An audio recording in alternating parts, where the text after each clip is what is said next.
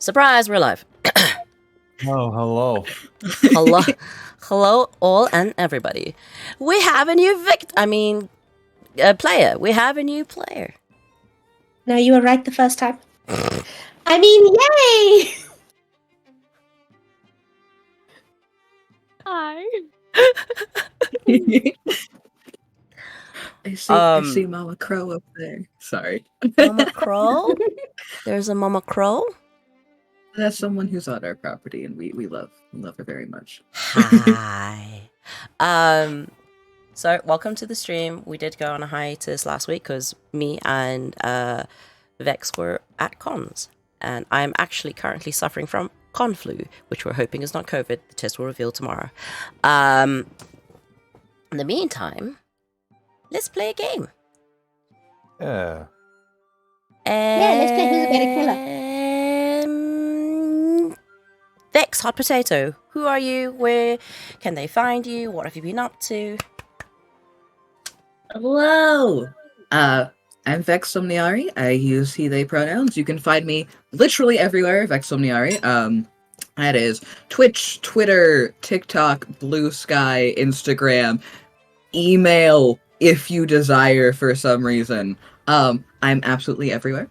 I am here on Saturdays, but I'm also playing Monster of the Week on Tuesdays over at Dinner and a Game.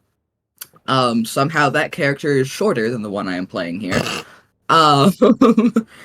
And while this character that I play here has a lot of emotions, that one has none.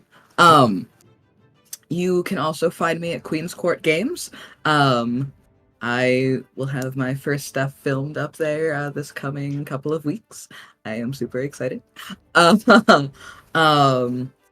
then there's someone I have to say happy birthday to because it is their birthday today and they are watching our stream for their birthday. So happy birthday, Aiden. We absolutely adore you. And I hope you're getting great cuddles right now. Aww. Happy Betty birthday! Yeah, happy birth.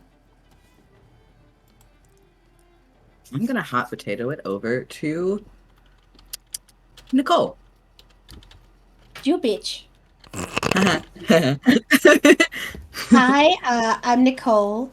I am here on Saturdays. I have been dragged onto the TikToks with Jack with no videos. I have been dragged onto the Twitters by Jack and Blaine. And I'm loving every second of where they are dragging me in this crazy online world. I'll be your storyteller today. You can trust me. I can be trusted. They also did a two-shot on, what was the Twitch thingy called again? Nerdsmith. Nerdsmith. A Vampire the Masquerade awesome. Yeah, on Nerdsmith, and it a Barbie World inspired Vampire the Masquerade two-shot that everyone needs to see because it's absolutely fantastic. It was a load of fun, and I just want to say that, like, the fact that one of their merch was a shirt that said Kindred, like the Ken doll, that was everything. I loved it. I still want that shirt. I want it too! Damn Americans so far away. Mood. Alright, hot potato. I'm a hot potato it over to Blaine. Hello, I'm Blaine. I play Thomas O'Malley here. That's pretty much the only stream you're going to catch me on. I am found everywhere at Gaming Blaine. I don't have anything else. I have no other announcements. Let's hot potato it over to Oliver. Hello, everybody. My name is Dyson Autism, and I am currently going to be taking a break from a lot of social media and everything, but generally you can follow me at Dyson Autism and in most places and stuff. So, yeah, and I'm gonna... Let's see, I'm gonna hot potato to our newest person over here, Lenore. What's up? Just before that, can I just mention, I think I saw on your Twitter you're having a charity stream soon. I had it yesterday and stuff, but we had to cancel it and everything due to stuff and everything. Okay. Sorry. It's all good. So here I'll be playing Lenore. I'm not on any other streams. The only really place you can follow me is on my Instagram, which is under Casual Druid. That's my tag for most things, but I've only really been using Instagram lately, and that's minimal. Who are you? Oh, I'm Vesper. My name is Vesper. I use they them pronouns. A little nervous. That's one of my best friends. Amazing, gorgeous, brilliant. Adore them. They're fantastic. So much. They're also actually one of the first people to make me feel welcome in the TTRPG online spaces, so there's that. It's the truth. Deal with it, Vesper. I can hear the noises from the other. Oh yeah, Vex has kidnapped Vesper in their back rooms. Shh, don't worry about it. And hi, this is my channel. Meister Hypester, otherwise known as Jack. We will actually be running. It's not really a charity stream, but more of a funding stream for future cons where we lack in sort of like a cosplay hospital. Our cosplay hospital has all sorts of things like glue guns and things like that, but we don't have anything for people with makeup. So we will be putting together some money to have that sorted for people who have sweaty makeup mishaps at conventions, which happens a lot. We will be doing an interview with Ludus Cosplay and Baka Sakura Cosplay. They are our top cosplayers in South Africa who have been sent over to, I think it was Germany for judging. I could be wrong, but I'll check the deets. And I will be lucky enough to host them on my server. We will do a cos date and maybe raise some funds for our local cosplay community. So keep an eye out for that. In the meantime, let's play the game. Okay. So, ladies and gentlemen, boys and girls, vamps and ghouls, we had a very interesting last 2 weeks. And just to do a little tiny mini recap for 0.5, I don't want to give too many spoilers because it is going to go up on Jack's YouTube and you can watch 0.5. 0.5 sessions is when we have people who are away. Whoever's left plays a flashback to their past. And this flashback involved our dear Oliver and our dear Thomas waking up in a cage in a very dodgy place with creatures and vampires screaming in the distance and being dragged off for rituals. Spoiler alert, they survived! Whether they survived without trauma is a whole nother story, and what they had to do to get out alive, you can catch on Jack's YouTube, hopefully very soon. So that was a lot of fun. They haven't seen it either. I think we should have a watch party, Jack. It was Sure. great. I'm not concerned at all. But before that, we do a 2-week back flashback, is that we had a wonderful, wonderful night out. The entire group got to go to Purgatory, which is the most decadent hangout spot in Washington, owned by the primogen of the Bruja, Bjorn. Bjorn, who has been co-opted by Vex, as Vex's character all the time, is and cares deeply about them. So they went over to the club to have some chatting with Bjorn, and for the first time spoke to someone in the city about what's been going on, what has been happening, the mysterious tapestry pieces they've been finding, the strange shadowy figures who drag them into shadows and have banquet tables with people, and all the craziness that's been running around, including the Egyptian hints that had been dropping in the city, and who had been following them and stalking them from the museum. So that whole conversation happened. It happened very successfully. And our beautiful players were having a great conversation with Bjorn until Bellona looked up at the one-way glass mirror in the office and noticed someone on the dance floor. And someone from Bellona's past came to Washington to say hi. The group got to meet her not nephew, Pan. Pan is a man whore and came to stuck his way through Washington while chatting to Bellona, letting her know that someone from her past is looking for her and sending their forces to America. She has been hinted at and needs to be on the lookout. Our group managed to meet Pan successfully, and because of their convincing Bjorn to help, he hopped on a flight and he's been gone for a couple of days, almost a week. He'll be back in a couple of nights more. He went to go find out some things from some older vamps that he knows from around the way.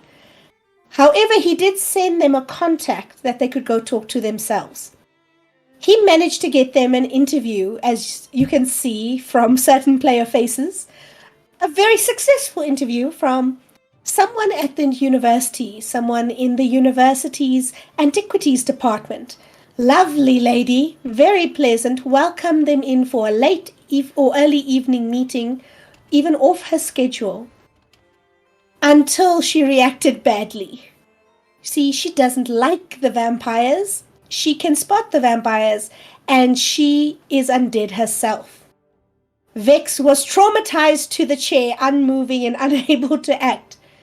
But the rest of our dear merry band have been bound to service for a mummy to retrieve an object from one of her enemies. They are all magically bound, and some of them bound more than once, taking the binding on behalf of Amorette. Our group managed to make it home, and that's where we're starting off tonight. It is after the night of the full moon. It is Thursday, I think it was. Let me just double check the date. The full moon was on a Wednesday. It is now, I think we said it was the Thursday or the Friday. It is the 22nd. It is Friday the 22nd of September, the year 2000. And you all wake up. Who wants to go first? Sure. Amorette is up dark and early on this evening, as she has been for the past 3 days. I think we decided now. Sorry, what was she the date? is the 22nd of September, the year 2000. Yeah. Second. I guess I should point that way. Friday? Yes. Oh. Wait, did we go back in time? Am I looking at the calendar wrong? I could be. The 22nd of September Friday was when we met Pan at Purgatory. Oh, then it would be 1, The 2, 3 days later. The 23rd was when we went Tuesday to... the 26th. 23rd was when we went to Georgetown, so... Yeah, it's then Tuesday the 26th. We know dates. I totally check these things before the games. Totally. I'm so sorry. We know dates. I'm glad someone's keeping track of it. Look, I write things down, otherwise I'll forget things.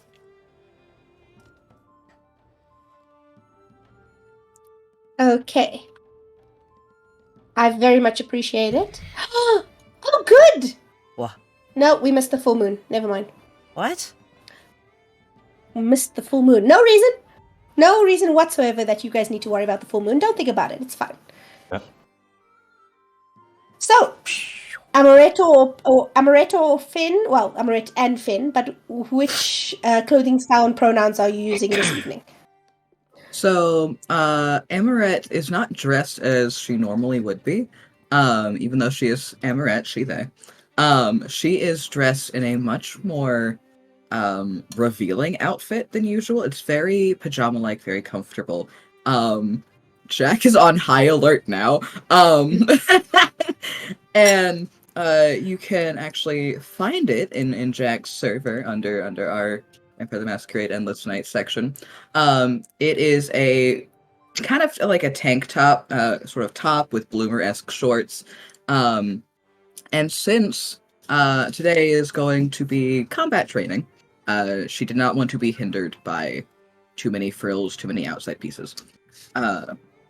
So that also means something I realized just today. that for the first time ever, her scars are actually visible.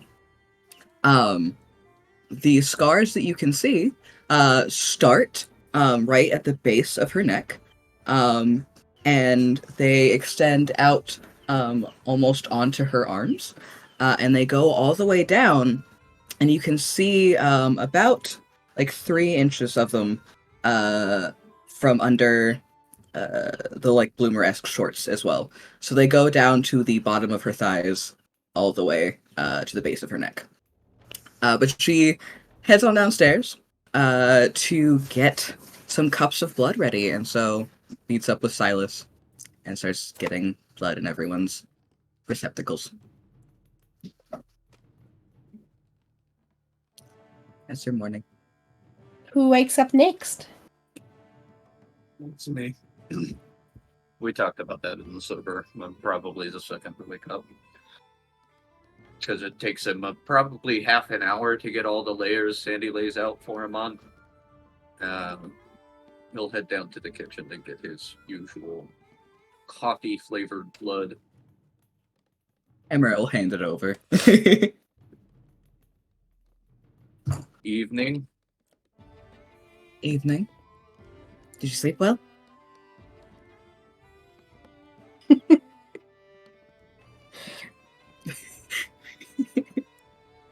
Yeah. Silas makes a note to make sure the human who provides that coffee drinks that blood drinks more coffee in the morning.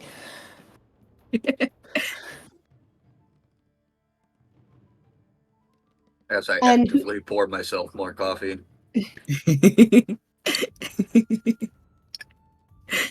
Coffee flavored blood. Flavored. And yeah, Emma will keep you topped up. She's kind of And taken who- over from Silas. He's very uncomfortable about this. Like every time like he's actually trying to see if he can get to things before you, because this is his morning routine too, and it's She- been taken away. She'd like, just to spite him just a little bit, would like pop celerity if she had to. And just to deal with that, he starts packing Bellona's wine glasses on the top shelves of the cupboards. Good I'll luck, climb. Shorty. Get down from the counter. Grabs Bellona's wine glass, fills it up, We do not put feet on the counters here. holds it up towards the doorway for when Bellona makes her entrance. Does Bellona make her entrance? Bellona's gonna come through last. Okay. So he's standing there holding a wine glass of blood. I feel like you would know at this point that Bellona's, like, will come through last. True. So then, okay, instead of the wine glass of blood, it's the tankard. He's holding the tankard of blood out for Oliver. Oliver takes it and then goes outside just to patrol and make sure no one's watching us. So have you been outside a lot in the last couple days? Maybe not. I wouldn't think so. While you're outside drinking, you do see at the end of the street there's a car parked there that you don't really recognize. There's nobody that you can see watching the house. The car is facing away from the house, but it is at the end of the street. And you do see the same Egyptian symbols you saw when you guys ran from the museum is on the door. But after a few minutes, the car kind of, it stays there, it lingers. It looks like it's been there overnight or throughout the day. And Can I after a few minutes, it will pull away forward. Damn it. I was gonna ask No, if no. I was... You can, I, you like- can do it. Can I walk up to the car? See who's in You there? absolutely can. Okay, cool beans. We can retcon. So the car will stay a little longer. Yeah. So you walk up to the car. When you walk up to the car, there is a guy in the driver's seat. He is bald. He has fairly dark skin. He has got tattoos of snakes behind his ears that loop around his ears and down his neck, down his shirt. He has some outside the car window. There are some cigarettes butts that are lying on the ground. So he's been here a while, and he's kind of just watching different houses on the street without a particular house. Tap on his window. The guy kind of starts, looks at you, and rolls down the window. What you doing here, bub? I'm a PI. Just doing a job. Okay, cool. What you investigating for? Sorry, clients are confidential. Oh, buddy, I think you can tell me. Just another cheating wife. I don't believe you. You don't need to. It's not your wife.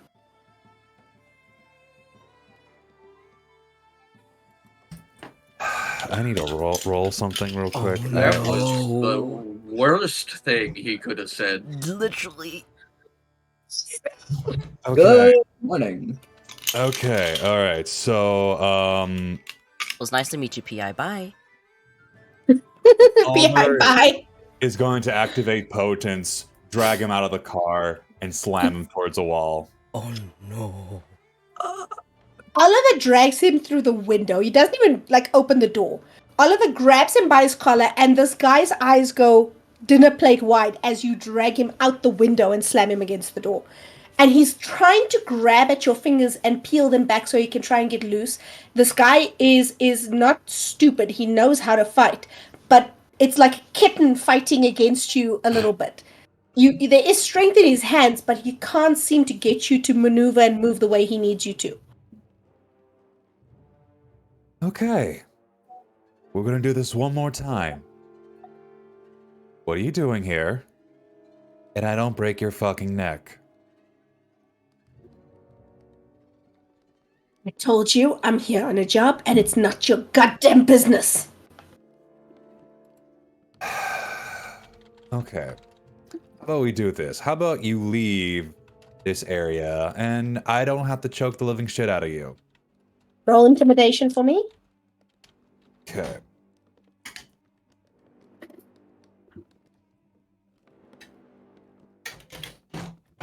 Picking out the special dices for this.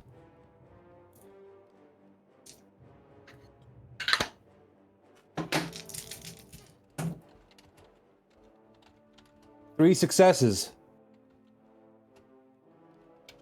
The guy kind of looks at you for a second, and it's like he's gauging you. And what you pick up is he's not afraid of you, but this guy notices you aren't blustering. You aren't trying to make yourself scary. You're speaking normally, and he kind of after a second relaxes his body, goes a little bit limp, and nods, but a very small nod. Good. Now we know. I'm gonna look over at his driver's plate. What is his license number so I can memorize that? I'm gonna just pretend that I gave it to you and say that you know his license plate number. That is all good. That is all good. Let's make it fun. His license plate is ASP22. ASP22. ASP22. Okay. Cool beans. All right. Hopefully I don't see you again around here, around these parts ever again, okay? Have a good day. Oh, you won't see me.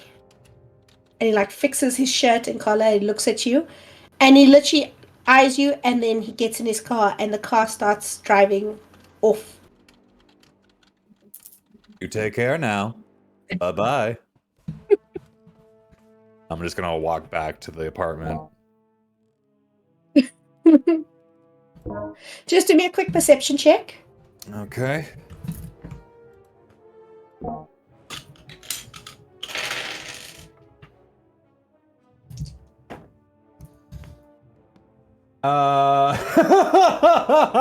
That is 0 successes. This guy just left with no whatsoever. Nothing got left behind. You're good. Everything's fine. Yeah, everything's fine. Everything's fine.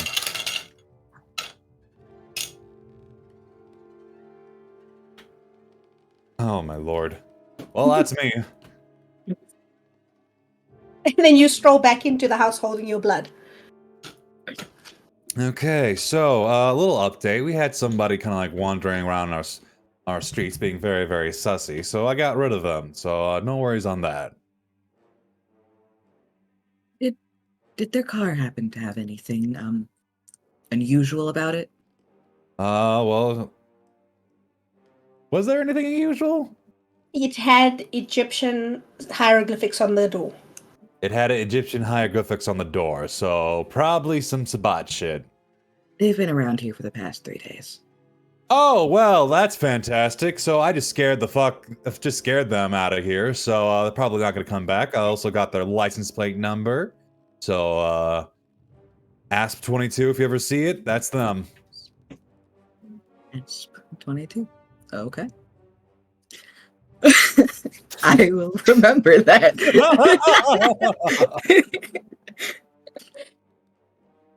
Why don't you have a seat? Have some breakfast with us. Of course. Takes his tankard and just starts drinking. Awesome. What's the plan, guys? We're waiting on one more. But after that, I think we have people coming over. Oh, lovely. Who are we expecting? If I'm not mistaken, Philip, I think Wayland was invited, Okay. and then Fen is coming. Oh, sweet. Cool. I don't think you've met him yet. I don't think so either. Should be a lot of fun. Yeah. It'll be nice for him to finally meet all you guys. Yeah, definitely. You'll hear Thomas huff, despite the fact that he doesn't need to breathe, and then pick up his newspaper. You have such old man vibes.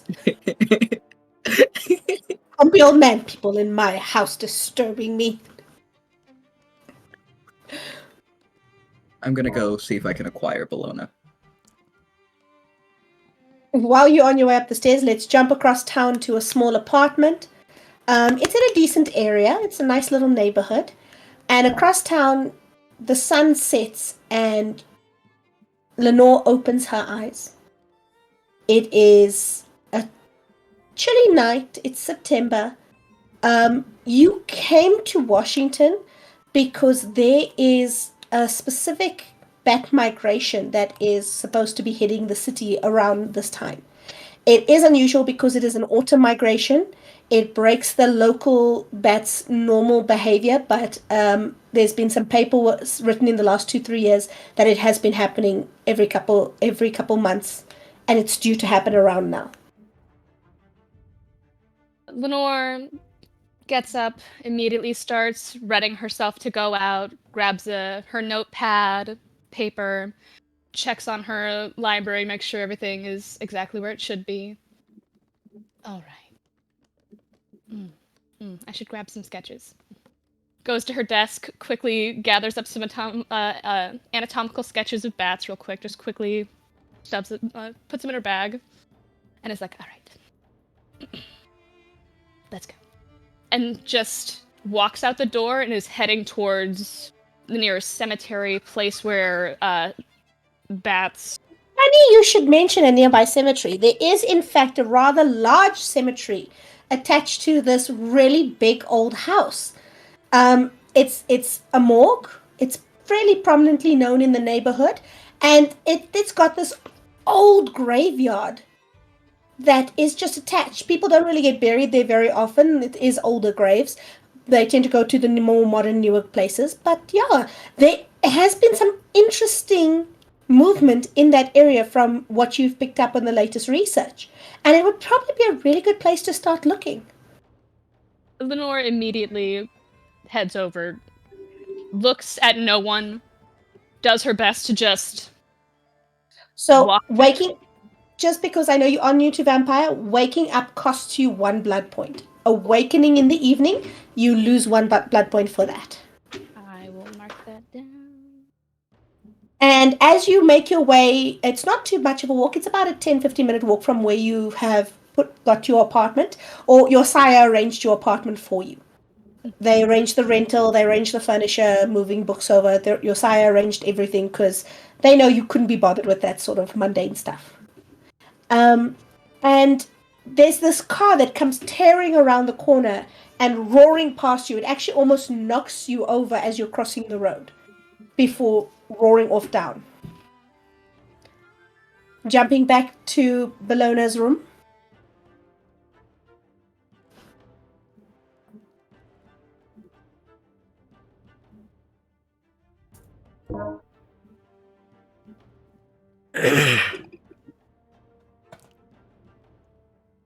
Hear the click clacks of heels. Very reluctantly coming towards the door.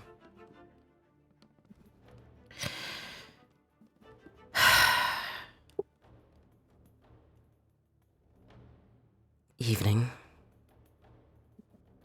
Good evening. Hi. You're Breakfast? aggressively smiley this early in the evening. Am I ever not? No, you are correct. You're never not. I'm just a little unprepared for it today. I will Yes. smile less. She looks a little guilty. It's fine. Amorette like holds out a hand. We can go to the kitchen together. She looks down at the hand. She looks like down the corridor. Like to make sure that there's no one there. And then she takes it. Amorette will take the hand and we'll start walking in front of Bellona, sort of like leading her down to the kitchen. And just like one of the straps of the fucking tank top, not used to shit wait. that can fall down. Hold on. I just realized something. This is the first time Bellona has seen those scars. Am I correct? No one's seen them. Oh, great. Wonderful. Sure.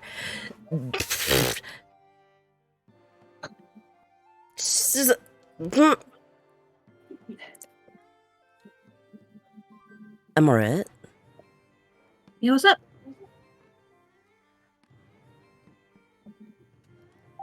Then she says nothing. Oh,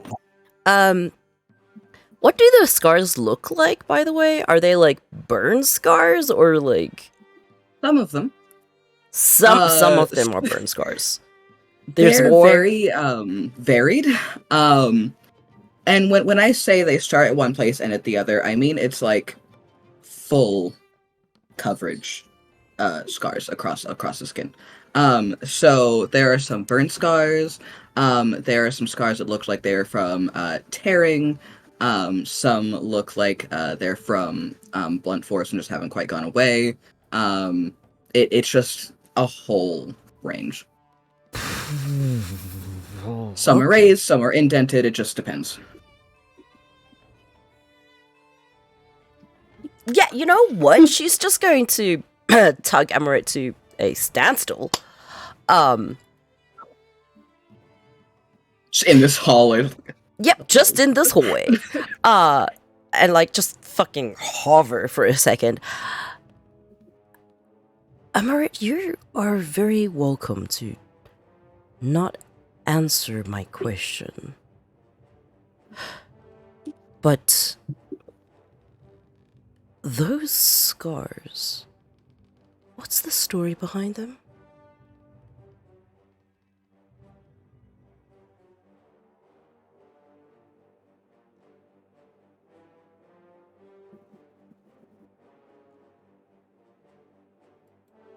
I mean, I guess it depends on which one.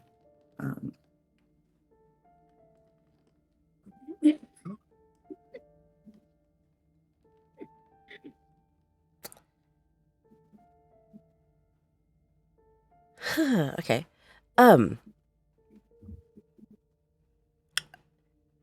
All of them? Do they all have a different story? Well, there are different reasons behind all of them for the most part. They all came from the same place, if that's what you're asking. It's fine. they're scars. It's been years now. It's been 5 years now for most of them. They're the other. Amorette like slightly lifts up the tank top so that her abdomen is now showing, and there are about 4 to 5 different stab wound scars.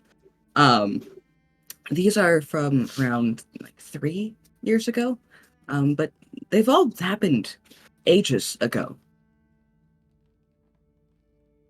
Like it's fine. We're fine.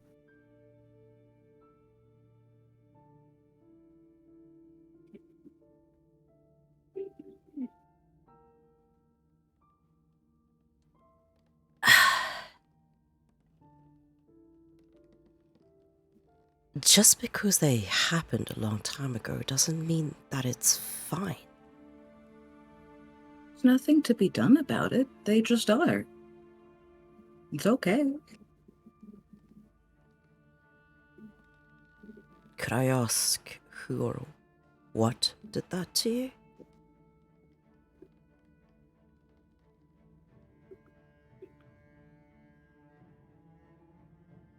Well, and Everett's gonna kind of like rub the back of her neck, and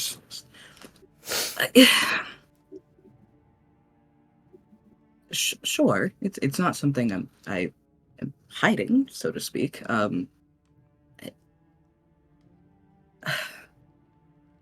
This just gets into other things, as well. You're All right. welcome not to get into anything if you don't want to talk about it. It's not that I have a problem with it. Again, it's a long time ago. It doesn't bother me anymore. No. So, I am an orphan. I never knew who my parents were, right? They gave me up at infancy. It's fine. So I spent first 18 years of my life in an orphanage. That's where I got my schooling and everything. That's where I was taught to exist.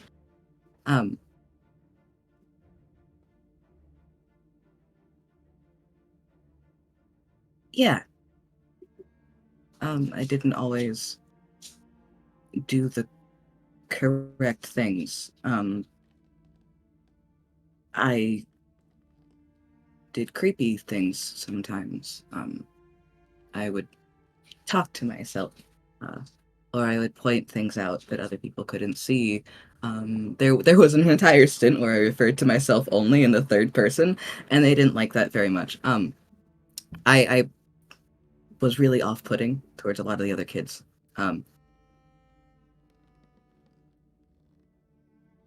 But it's fine. I learned how to talk to people semi-properly, and now I can hold conversations without freaking people out, or for the most part. Sometimes my existence still just does that, but it's a bit better than it was. Did the orphanage do this to you?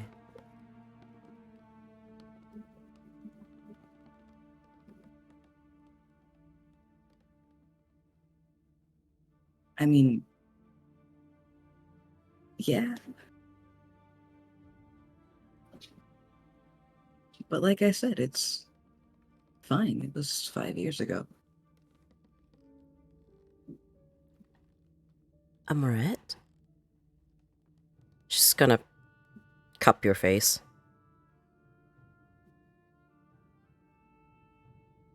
Your existence freaking other people out was never your problem to begin with.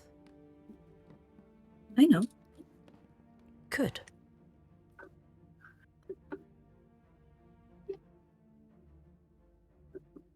I'm okay. I'm not. I can tell. I know you still have the therapy cards that Thomas gave you. I'm calling today, so That's we could good go for together. you.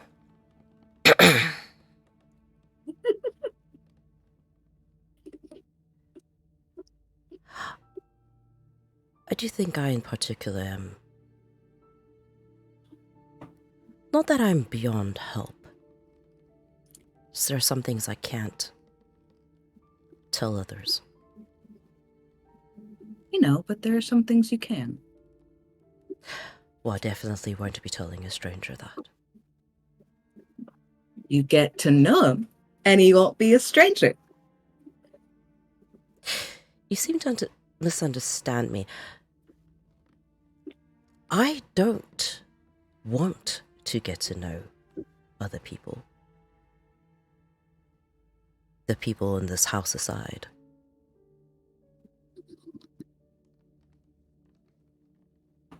We'll work on it. Come on, let's get you some breakfast first. Hmm. And Amorette will start pulling Bellona into the kitchen. Bellona Where I'm totally sure Silas does not... is just waiting. Bellona is totally not looking like she's contemplating murder. Totally not. And just leads her on into the kitchen.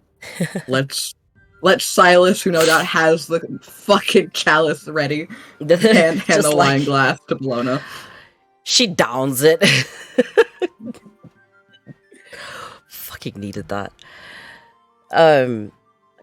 Silas, I don't often ask this, but do we have perhaps in storage beverage with a higher alcohol content? One moment, ma'am. Thank you. And he goes over to a certain cupboard and he opens, and there's built-in fridges. There's like a built-in fridge cabinet with a glass front. And there are some small bottles.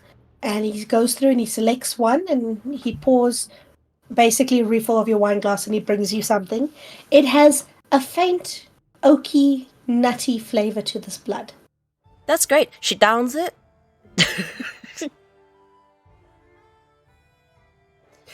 She's so fine right now. She's totally fine. She looks at Thomas for a second, and it's just the we need to talk look.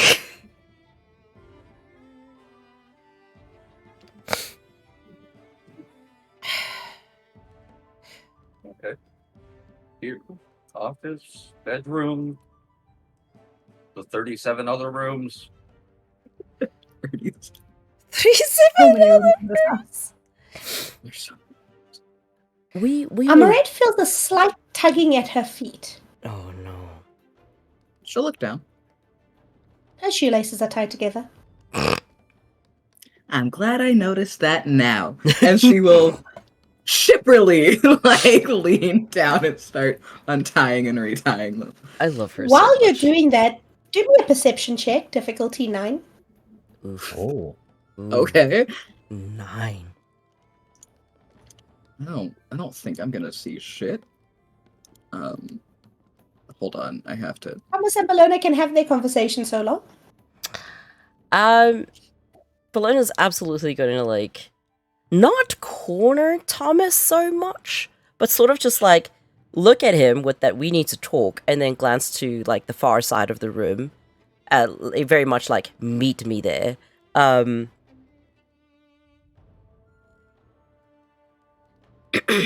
Oh, walk over.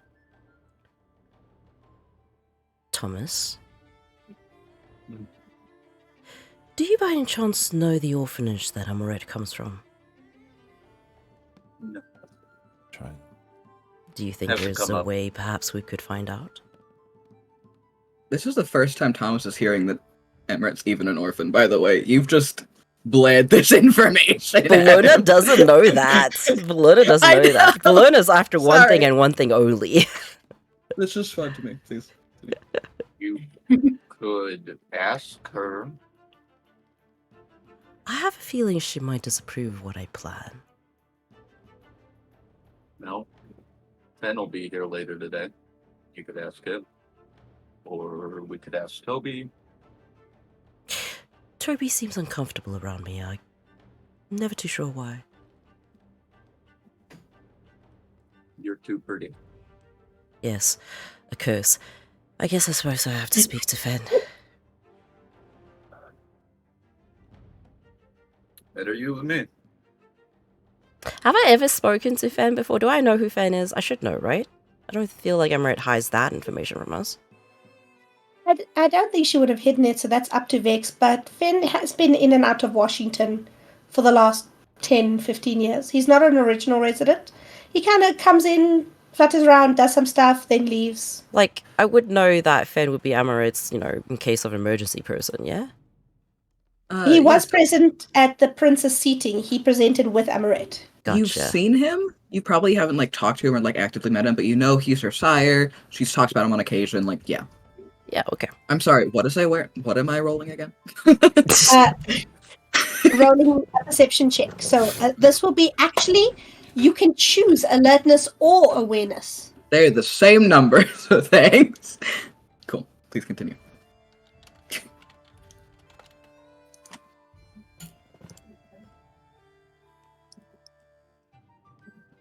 So these two are huddled having a conversation in the corner of the kitchen.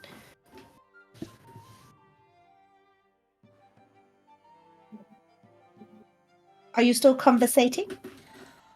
Literally just the moment he was like, oh, you can speak to Fen, Bellona's like, bet.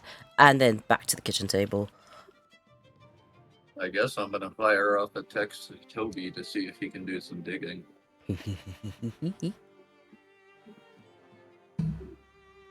Literally, unless Thomas wants to say anything else, Bellona's just gonna be like, gotcha. What did you roll? I got 2 successes, one of which was a 10, but I also got 2 1s, so it just cancels everything out.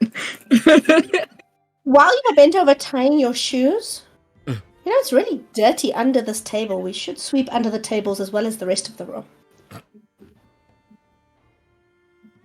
Making a note. Anyone who wants to can do a perception check for the kitchen, but it is a difficulty 9, and only if you are focusing on each other and talking, you can't. If you are just kind of looking around the kitchen and relaxing, you can.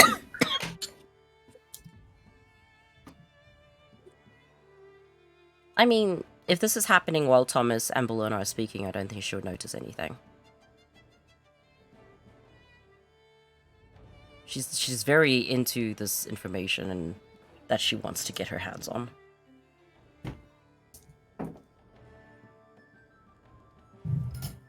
Yeah, it's just fucking shit. 2 successes over here. Ooh. When Fen bends over to tie their shoelace, when Feign bends over to tie their shoelace, you out of habit, when someone moves, you kind of look their way. And looking their way, you see slipping past around the corner of one of the counters, a tail. A small, serpent-like tail drags around the corner. I'm going where the tail's going. I'm sorry, did Oliver just yeet from the kitchen? I gotta follow that. So it's a Dex Athletics to... I don't know. Wait, are you trying to catch it or just following it? Can I try catching it? You can. Dex and animal handling. Dex and animal handling. Would that be animal ken? Yes. Okay, cool. So it's only 3. Alright. And a difficulty. Dos. Okay. You managed to grab this tail as it was going through a crack between the cabinet and the wall. And you pull. It is about this big. There is a tiny brown snake writhing, and it starts snapping at your hand and writhing roughly, trying to get you to let it go. Okay. How much do you guys want to bet this is also a kindred? We can do that? I don't know. We Wait, can do a whole lot of shit. Can we turn into 2 snakes and animals? Look, high-level Protean has some animalistic abilities, but we're talking high level. So, no, your average kindred cannot turn into a snake. You can control snakes for some kindred. Some kindred can control animals, even from a distance. But turning into them, a little harder. Bellona's gonna boop the snoop of the snake. And be like, Okay, do me a straight dex roll. cool. I'm going to get bitten. It's fine. Where's my dex? Oh, okay.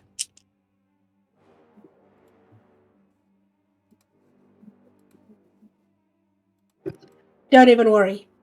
It tries to bite you. It tries to strike at you. It misses drastically. Like you go to boop the snoot, and this thing's like, and you notice that it has quite long fangs, I rolled a and 10 it's actively. and then an Yep. 8. I rolled a 10 and then an 8. I know you said not to worry, but I was rolling anyway, so I wanted to see what it was. So you literally would have been like, "Whoa, okay." This thing is writhing and lashing, and it sort of tries to curl up on itself and get to your hand, but the way you're holding it, it just can't bend its body and has the strength to strike at your hand. So it starts trying to strike at your arm. It's trying to get loose from you. For a second, its eyes glow. Its eyes glow and almost an acidic green. I knew it! I knew it! I knew that snake was sus! I will say that if this is kindred, we are way out of our depth. At most. The Possibly thing kind of goes. Yep. possibly a tool. So should I eat the snake out of here? Because I'm not The killing thing- the snake. It stops writhing, it goes kind of limp for a second, and you have the weirdest feeling that as it raises its head, it's looking at you. And then after a second, you feel something shifting between your fingers, and the thing turns to smoke, and it's gone. That's unfortunate. Well, that's some spooky shit. Okay, The smoke kind of moves a little bit to the, like it moves as one. The smoke is moving as one thing. And when it's out of your reaching range, the snake manifests and starts scrambling to get to the nearest door. Can I try put it in a glass jar? You are welcome to try and put it in a glass jar. What am I rolling to do that? You 'Cause have to I want catch to it. do that. I want to catch it animal and handling. put it in a fucking glass jar. Dex animal handling to catch this thing. I don't have animal kin, so this is going to be interesting. Unless I roll stupid high like last time, I don't think so. Good morning, everyone. At that same time, I'm gonna try to nail it in the tail with my knife. I'm not So- gonna kill it. I just want it to stop moving.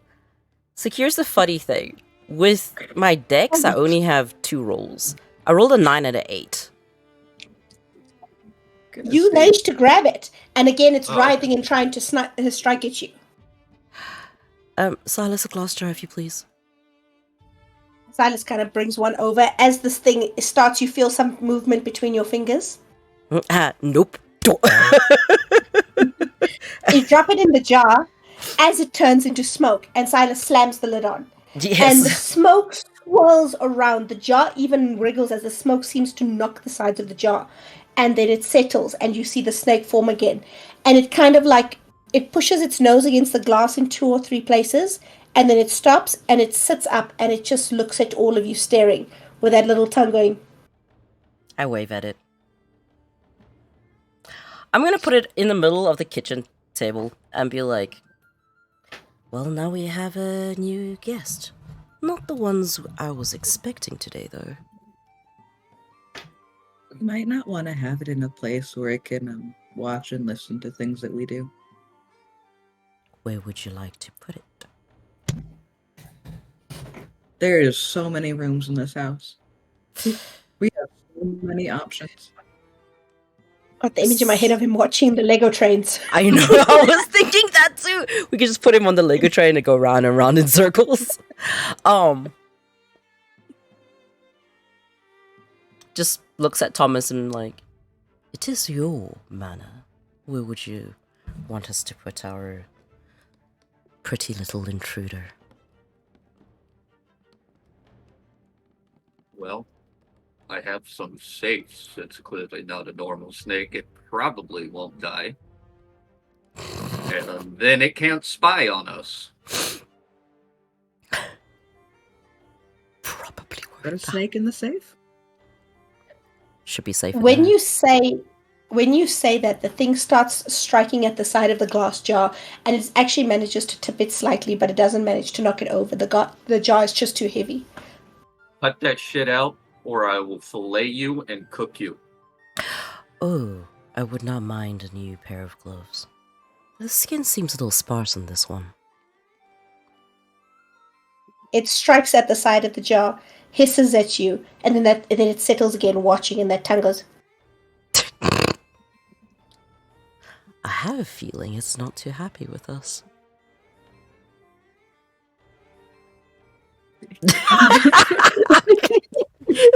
Stay the fuck out of my house! I don't know what it wants from me.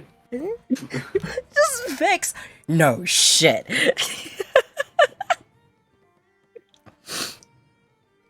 Why don't we put it in a safe, as was suggested, at least for now? If it starts showing signs of dying, we can deal with that then. It's a pity. Would have made a nice friend with a squid.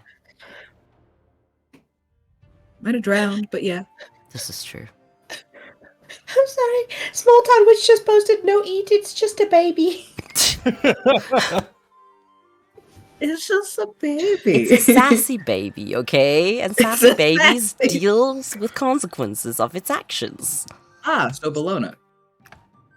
Is sussy, it- sassy baby snake. Is it intelligence academics to try to see what kind of snake it is? Yeah.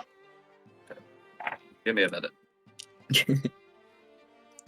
No, it's just baby. I'm gonna leave you guys to this. I'm gonna go call the therapist to set up an appointment. I'll be in the hallway. The one with the most And Amorette's heading humanity. out. 3 successes. Thanks. It is a Barbados thread snake. Would that happen to have a connection with So El I'm going to put Mummy? Well, they're generally found in Barbados. I'm going to put a picture up for you. It looks almost worm-like. Its my skin looks God. very soft. Oh my god. They're actually kind of sweet-looking, but there are teeny, tiny little snakes. Is it bad that my brain just goes, definitely not enough for gloves? I've put it in the Vampire Endless Nights chat for anyone on Jack's Discord. It is. They are literally these teeny, tiny little snakes. Oh, he's so cute. Like they can wrap around your fingers, tiny little snakes. How the fuck This did one I is a catch bit that? bigger. This one is about this big. It is bigger, Okay. Still tiny. but you do recognize it. It's so small.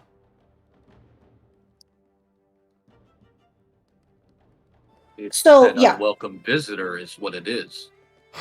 It's a very small, hard to notice kind of visitor. Thank you, Oliver, for noticing our new pet. I mean, intruder. Thank you. Sound good? So, what do we do now?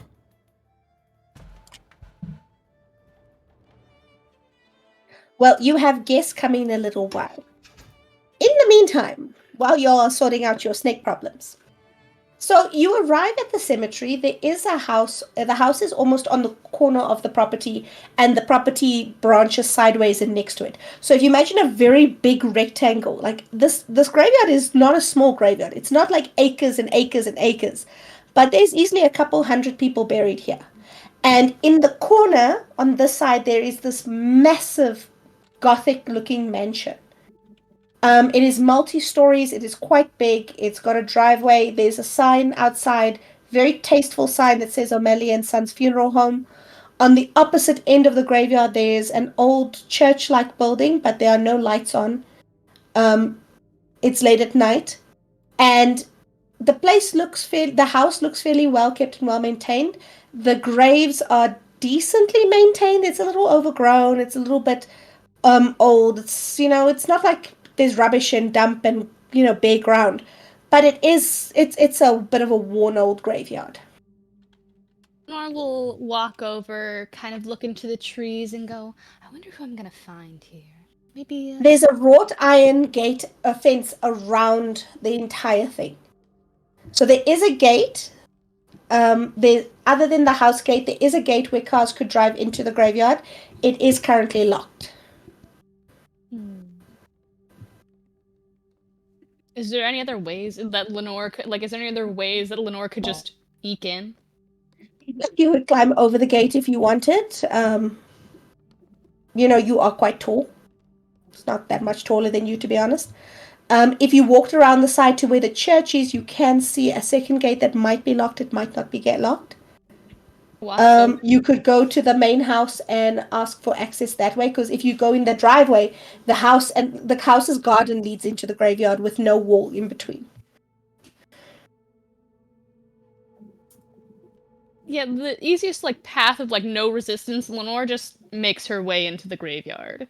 That would be going driveway straight into the garden. Thomas, you get an alert on your phone. It's the alarm system.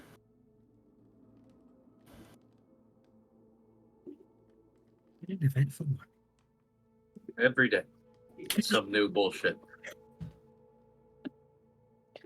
And you kind of yell, call from deeper in the house going, "What the hell is that noise?" And Sandy comes walking out. Sandy is not in wig and makeup gear. Sandy is in a very comfortable shirt with or blouse with a suit jacket and a very nice pants, gray blouse, pale orange suit. Still got the heels because we got to do the heels, but Sandy is a short-haired black man, very round, chubby face, almost 3 chins, and just very dark-skinned without the makeup on. And he's like, "What is that beeping noise? Some of us are trying to work." The alarm. Thomas, the alarm? Who wants to break into a cemetery? Are they breaking in downstairs? Ula! Someone breaking in downstairs? And you hear this muffled voice shout up, "Ula says nobody's breaking in downstairs. Where are they breaking in?" Did the notice tell me which sensor went off? The driveway sensor. It's probably some kids breaking into the graveyard to drink again. It does happen on occasion.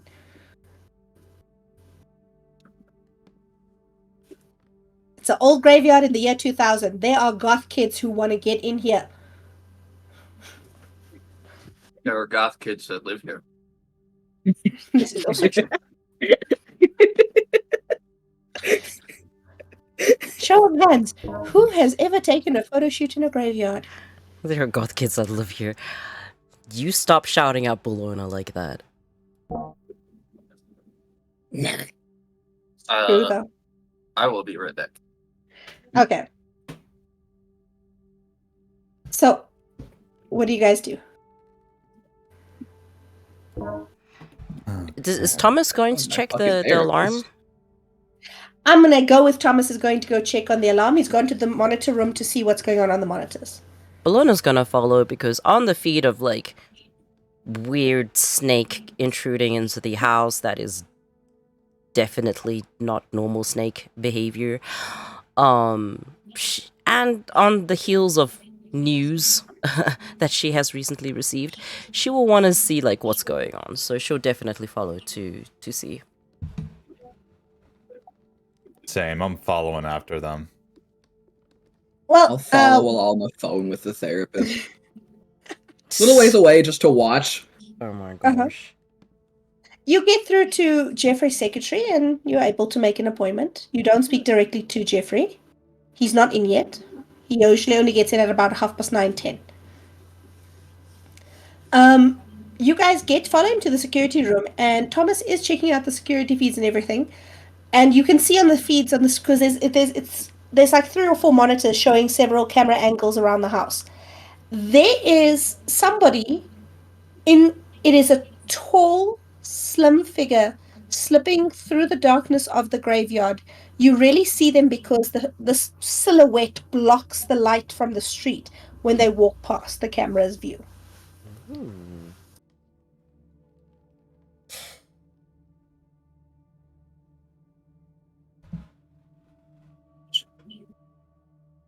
And when I say tall, like unusually tall.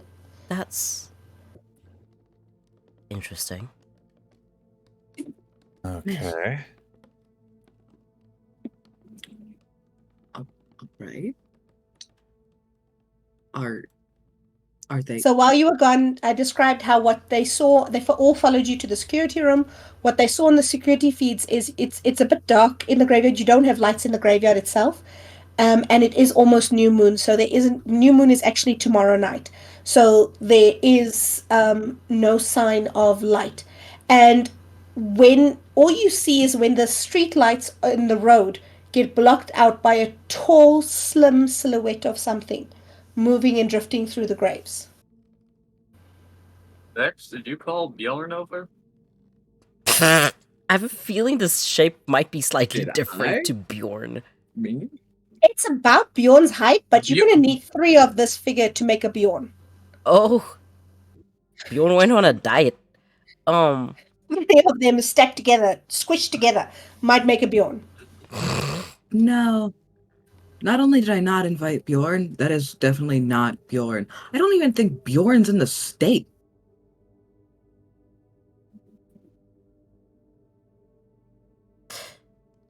Alright. I guess I'll go see what the fuck is happening. We could go say hi. Yes, let's greet this newcomer. Yes. So, I did upload a map somewhere at some point to the Discord if you want to check, but there is on the north side an exit into the graveyard. So I we'll fully go over accept that. way. So there are these French, like, big glass and, like, oak doors with panes. Goddamn kids. I swear this house is my dream house. I love it so Oh. much. It's got the curly Q kind of door handle. It's not like a round door handle, so he'll press down on the lever and visits need to be scheduled. That includes your gothic photos.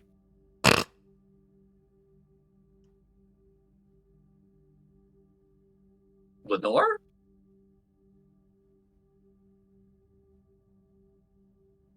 Thomas, there we go. Oh, don't worry, I didn't come empty-handed. I did bring some sketches for you. I got colored pencils this time, so they're actually in color. Do you know? I'm going to pause Lenore for a second. I want you to describe to everyone what they see. Lenore is about 6'8", broad-shouldered, but she willows out. She's got her hair half up right now, and the rest is down. She's in what would appear to be like mourning period Edwardian wear, and she's just has like a brown satchel and a notepad in her hand with a pencil, just ready. Oh, and also she's got dark shades on, little circular dark shades. Oh, so cute. She has to. I love her. You have found like 3 breeding pairs. There is an entire colony here. There are nests in every nook and cranny you have been able to find so far. Ooh, I love those. Thomas, were you aware that there is a small colony of evening bats that resides here? And also, there seems to be a strange migration pattern happening. There's some eastern red bats that are... Honestly, I found them in a place I wasn't expecting because it wasn't a tree. Right. Here's the sketch. When did you even get back? A few days ago. I've been reading reports on this migration pattern through the area. It's about fall time, but it's a little late in the season for them to be migrating now. Like, the fact that they're not already gone is The strange. 2 academics have completely forgotten everyone else Oh, exists. yeah, absolutely. I actually wanted to ask, in all my years at this manor, have I ever met Lenore or seen Lenore? Nope. Cool. Awesome. Thomas, you get a pat on the back of your shoulder, and just introductions, if you please. Yeah. This is Lenore. We met, I don't know, 50, 60 years ago when I was Gould in Europe. Toured around a little bit. Taught her to shoot. She brings me sketches sometimes that I mean, you've seen them in the morgue. This is who does those. Hello? Oh, I've seen your work. You do beautiful work. They are all of bats. Still beautiful. Yep. I don't have to understand them to know that they're beautiful.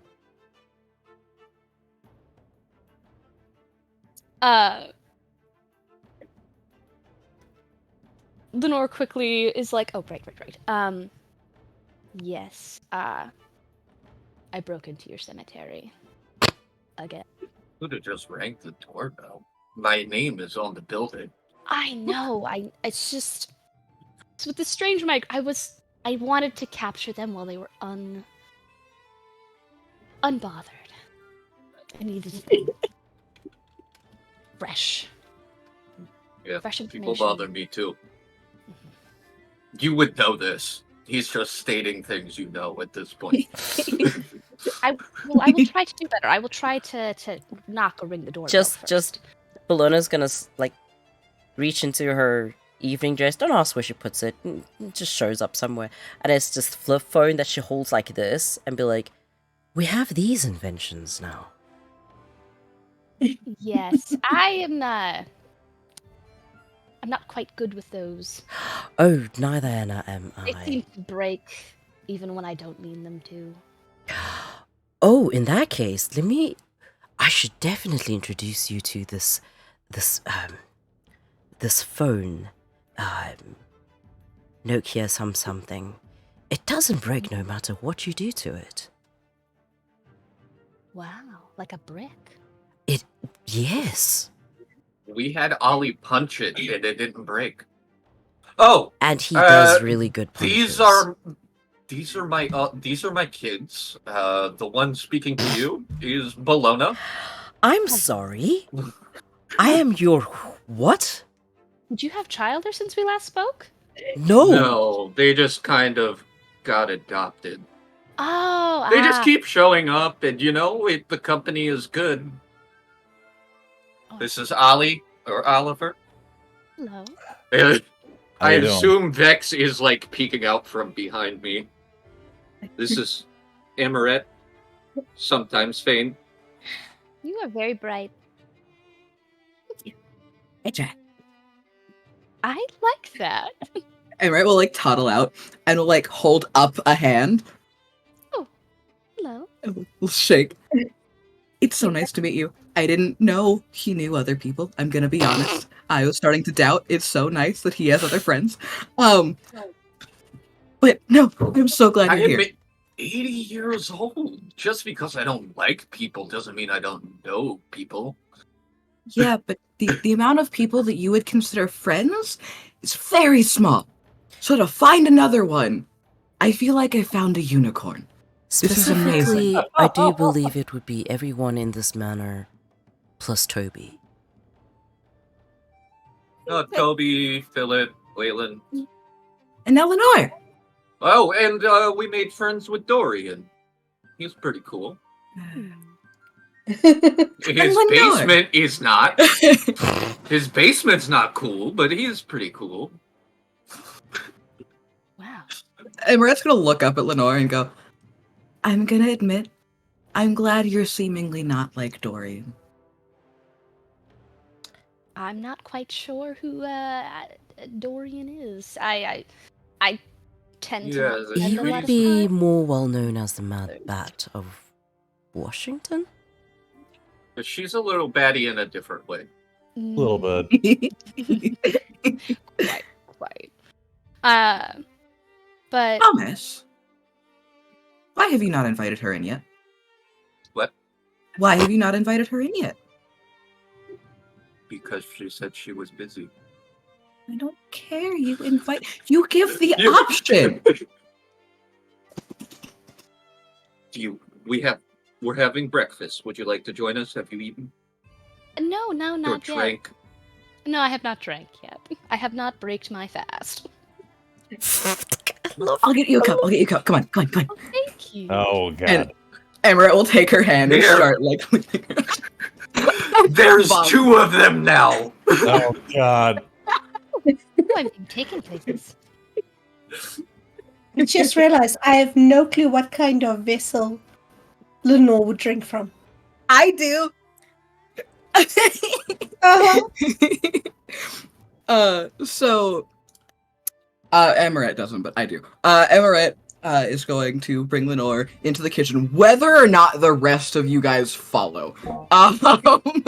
The guest is now taking utmost priority. And as she gets to the kitchen, she looks over for Silas. You can reach all the tall places. Can you show our guests the range of options that we have for glasses? Of Thomas course. is gonna spend a And he kind of looks celerity. up at Lenore and he's just like, okay. What kind of drinking vessel would you prefer? And he shows you that there's a range. There's the wine glasses, the brandy glasses, the tumblers, the tall glasses, the mugs, the teacups, the mini teacups, the other teacups, the extra teacups, the wine glasses, the goblets. Wait. Wait. I'm The gonna spend a tankards. celerity, run back to my room, and get the bunny tea set that Vex gave me. Bunny tea set? Bunnies were banned That's- from the household motifs. That's amazing. But she doesn't live here, so it might be a chance to get it out of the house.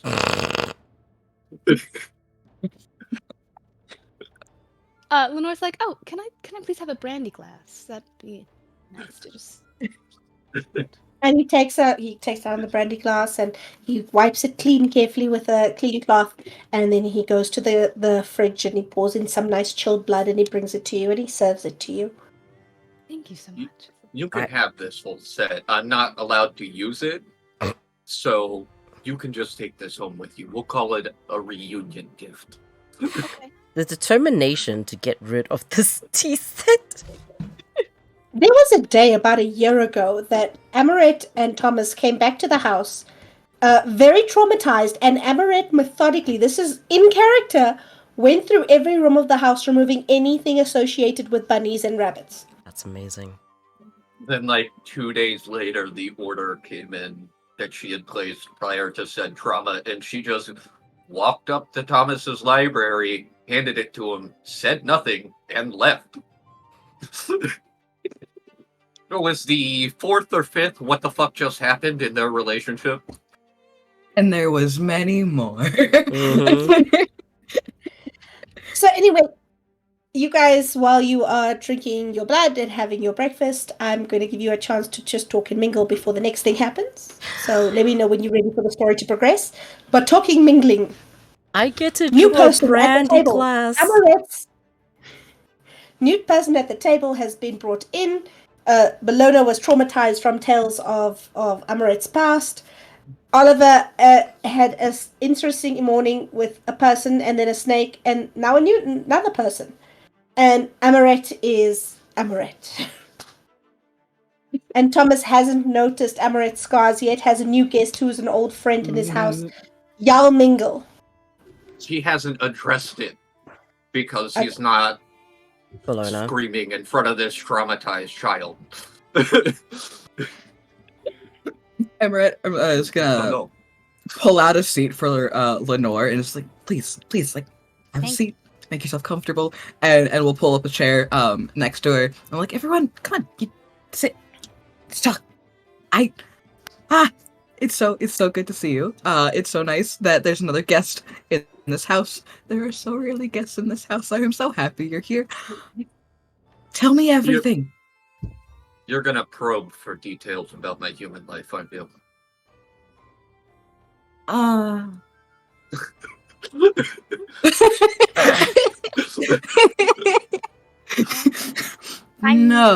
Just so I understand correctly,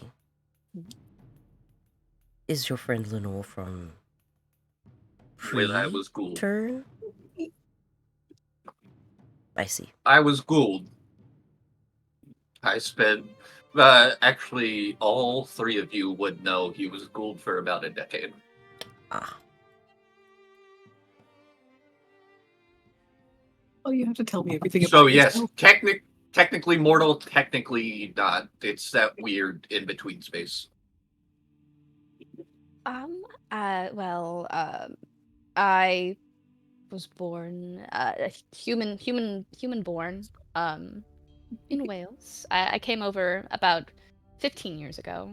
Initially, I've been following a colony of bats that migrated between. And I mainly just I research bats. I do my best to travel around. Currently, there's a white nose syndrome affecting many bats, and it's one of the things that I'm constantly just on the look for more information about. But I've kind of dedicated my whole life to bats, even my undead one. It's so sweet. You know me and trains. Mhm. That's Lenore and bats.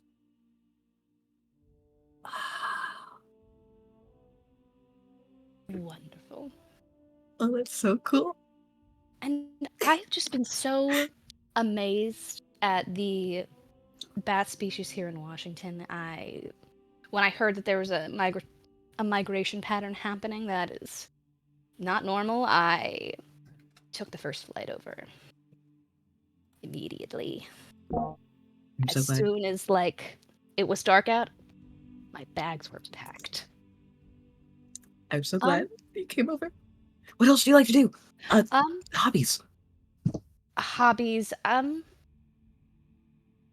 well, that's it's kind of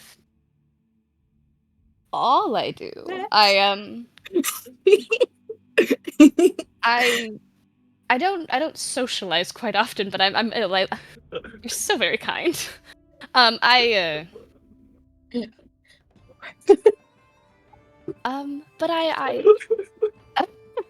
I wish I could have more to say. I do crafts occasionally, but it's bad. Okay. I What bat related crafts do you do? I've made paper mache bats since that was the thing that happened. I've also made. It's a little childish, but I do have macaroni art. You've done macaroni art of bats. Yes, I used the small pasta. Cause do you know that that art style that's all the dots? I wanted to see if I could replicate it with because I can't eat it anymore, but I might as well try to make something with it. I was accidentally gifted a box. I didn't know what else to do with it. I can introduce you to so many different crafts that you can do of bats. That would be amazing. We're gonna do crafts now? Alright, well that's gonna be fun. I mean later, we have things to do today in a little bit, but yes. You have to come back over. Of course, Yes, I would love that. I don't actually, my apartment's not far. It was just a quick walk over. You can just stay here. It's not. Do you see how big this fucking house is? Yes, I do wonder how many spaces are in this And you'll be space. closer to your bats. That is. You do have a point. Yes, I will call some movers as soon as I can. Oh, I will have a call made. I'll send a letter. I can call. Thomas will text Sandy. Movers. Hey, Thomas. There's a moment of silence after you send that text. Again. What I was about to say, there's a moment of silence when you send that first text, and then this voice swings around the corner, and literally, Sandy is doing this around the corner, going, again, who it this time? Oh, Do you really dislike it? He'll look at her and be like, "Do you really dislike any of them, though? Has my judgment been off?" That's not the point. One day you're going to invite a serial killer into this house, and y'all are going to get your heads chopped off. Bellona looks like she was going to say something and then shuts her mouth. Sandy likes Bellona. Oh, Bellona adores But- Sandy. Hey, girl. Literally, like, hey, girl. Hi, darling. Looks at Amorette like, hey, girl. Looks at Oliver. Hey, not girl. But still one of us. Still fits in. Still rock star. Oliver is our baby girl. You can't, like, seriously. Yes. At least he's not in pantaloons this time. And looks at Tom and is like, well, I'm going to be At checking least out it's for the not night. pantaloons this Yeah. time. Are we hating on pantaloons? No. No one No. like my pantaloons. I loved your pantaloons. Your pantaloons are beautiful. They were gorgeous. But You have Sandy's a- still holding on to the fact that the knee argument happened. But she loves Thomas. Thomas is just like the most positive, freaking awesome person. Because in Sandy's book, Thomas is honest. That's the thing. And that counts for a shitload. Not Thomas, Oliver. She loves Thomas too, but for different reasons. Yeah, But I was Oliver is like, honest. So Sandy loves Oliver because he's honest. aww. Who doesn't love Oliver? It's true. Yeah. We adore Oliver. So do you need anything else, or can I head out? No, do you have a show tonight? Or? Oh no, we're taking a rest night, seeing to the curls. Gotta get some things done. My girl's gonna do it for me. Well, he'll pull out his wallet and give her. Give me a minute. I gotta remember the rules for that. About $500. Good lord. Have a nice night. Like, the second you started pulling out the wallet, the hand was like, Sandy, if I may, you're looking... She's trying to remember the right word for it. Lit fabulous. tonight. Oh, child, you are the sweetest thing. I love that blue dress. Only it came in about 4 sizes bigger. I could wear one myself. Then again, why let that stop me? Nice feather boa, some heels. We can make it work. If anyone could make anything work, it would be you, Sandy. Honey, child, you know it. Sandy's fabulous. I fucking love Sandy so much. And Sandy Fabulous does like a spin on the heels and sachets back into the office to go get their stuff.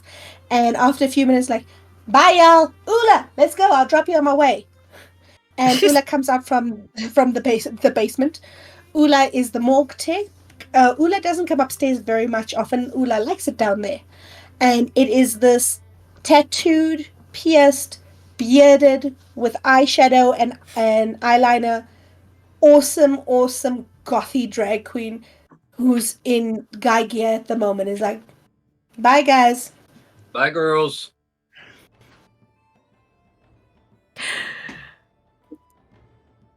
By the way... Thomas only employs ex-con drag queens. I know, it's amazing. I love It's it. true. It's literally in his hiring requirements. Are you a felon? Are you a felon?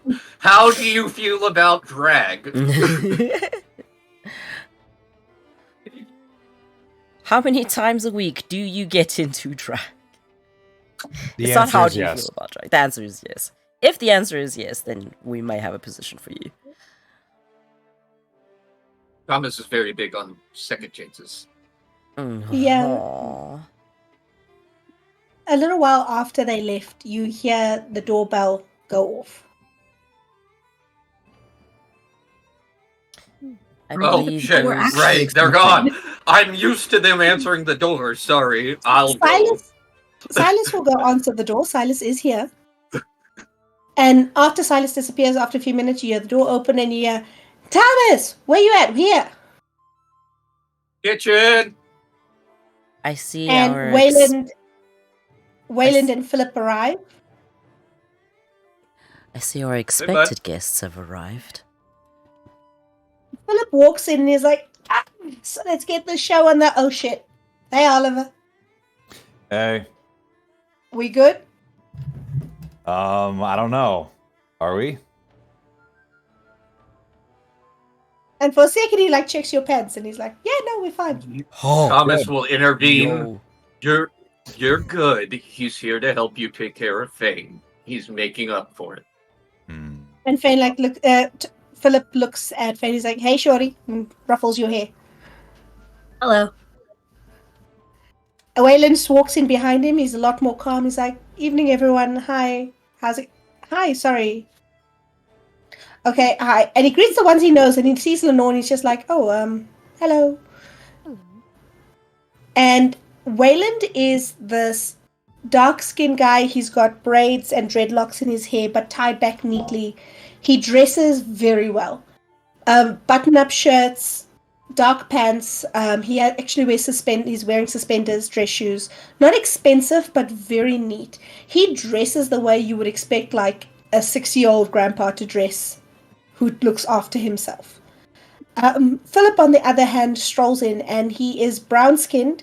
He's got Native American features. His hair's pulled back in a ponytail as well. He's currently wearing a wife beater with an open shirt over it and some cargo pants. And he is this absolutely friendly, bubbly guy. Even when he was talking to Oliver, he was like mostly joking, but he does like have an air on Oliver of, "You gonna try and hit me again?" Because Oliver once, introduced him to the wall with his hand because he had a big mouth. And Wayland and Philip are Thomas's friends, so they like come in very comfortable in the house. They don't act like guests. They act like, this is our bro. We're here. We come here fairly often. Like immediately make their way to the fridge, grab their stuff, pour themselves, and like, so what's the plan for the day? Hand-to-hand lessons, gym. Philip, I don't know if Wayland's been to the gym before, but Philip definitely would have. It is 4 rooms from the French doors we came in to the northeast, just behind the patio. There's actually a pool there, too. Yes, I have the map memorized. I was about to say, it scares me that you know the blueprint of the map you made this well. Okay, so Philip looks at Feign and he's like, "Shall we?" And holds out his hand. Oh, it's Amorette. Amorette will take the hand and we'll stand up and, real quick, right before we do, just so I don't forget, and we'll look to Wayland. You're doing a show coming up soon, right? Yes, next week or so. On the, 12th of October. Thomas behind Amorette. Do you need an opening act by any chance? I haven't done a gig in a while, so. I don't usually have one, but I'm always willing to try something out, something new. Could be fun. Awesome. It'll be great. Okay, just tell me the theme.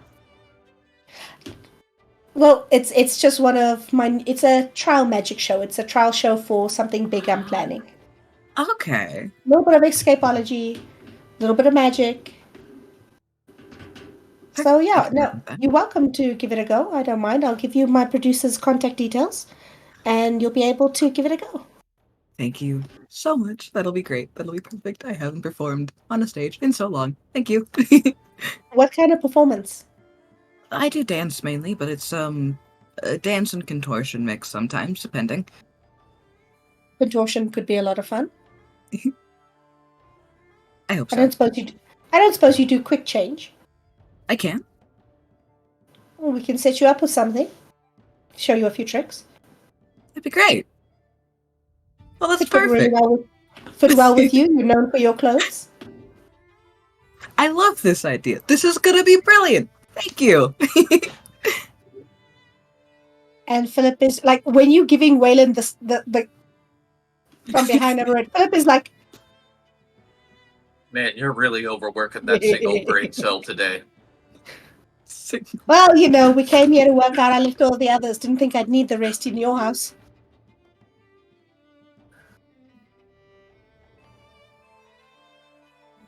I love you, but you've got to learn subtext. Maybe talk to Jeff about that. We talk about plenty of things. A little background for everyone. The reason he said that is because that's how they met. Their therapy appointments are an hour apart. They're therapy buddies, therapy bros. I'm So he's like, ready to "Oh, go. okay, if everything else, let's go. So, who's taking part today? Who's what? Who's taking part today? Lenore, do you want to join the rest? Yeah, I. You know what? Yes, it's gonna be a good skill to learn how to fight with not just a gun. Mm-hmm. Count me in. So, Philip again holds his hand up to Amorette. He's like, shall we? Amorette will take the hand. Yeah, I know we're waiting on one more person, but we can start without him. I'm sure he's fine. And he takes you to the gym to start showing you things. He shows you very much the self-defense basics. So how to break a grapple, how to throw a punch. Because you're short, he focuses on you getting close in and then getting away very fast. So he's focusing for you on speed, get in, strike, get out, and a lot of breaking grapples, dodging, getting loose from handholds. But he's working through just a few basics with you today. So the basics are actually something Amorette is already very familiar with. Okay. You have points in Brawl? So not in Brawl, but in can I have my sheet, please? It like started flickering at me. It's like it can be up, but you can't see it. So not in Brawl, but between Dex and Melee, the reason she has Melee is because she was taught self-defense. Okay. But just remember, melee is bladed weapons and knives. Yeah, that's where she has it from. So Yeah. anything she has is from a knife perspective, so it would be porting it to... Yeah. So then he'll work with you very much on that. You did want to know hand-to-hand. Exactly. But he's very careful when he teaches you. He's very gentle when he teaches you. He's patient. All the like joking that he usually does and the teasing he does, it's there, but it's sort of subdued. Once he's focused on teaching you, he's very focused. And then Lenore, are you joining this lesson or? Lenore's like, all right, I am ready to do the hand-to-hand. Things. Well, I know you don't need firearms training. No, I got that many years ago, and that was. I still have that gun. I still have that gun. I will say that Bellona might not be joining in, but she's absolutely sitting in the same room watching them. Okay.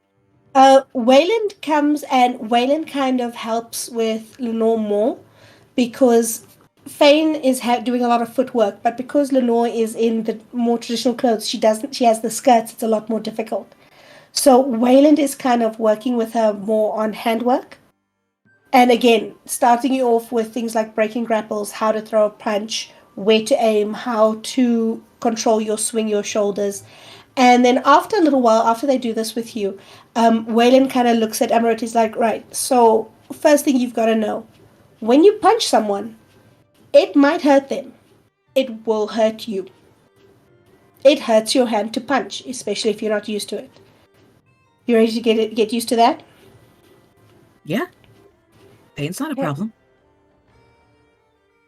You're a tough one. I like you. And he basically goes to the corner of the gym because this is Thomas's gym. And not just that, before you started training, like about a day ago, a shitload of stuff arrived at the house.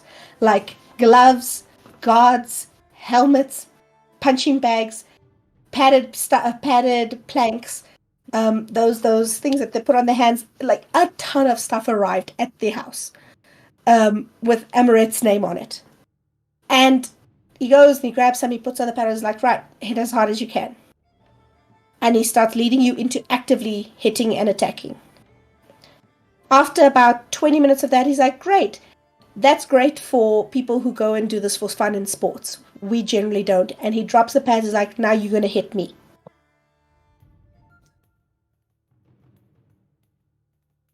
You don't hesitate, you're going to hit me. Fine.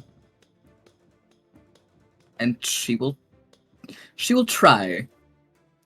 So what he basically does is he dodges one, blocks one, and he sets up a pattern. Dodge one, blocks one, but he lets you hit him. He lets you punch him as hard as you can. You never quite know when he's going to let a punch through, but he's trying to get you used to actually hitting someone. She's not thrilled about it, and she's not using like her full strength behind anything, even though her full strength is not a ton. It's average. It's perfectly average. But yeah, she'll do it. So this goes on a little while, and then the doorbell rings again. And after a few minutes, Silas comes to the door and is like, Mr. Fenn has arrived.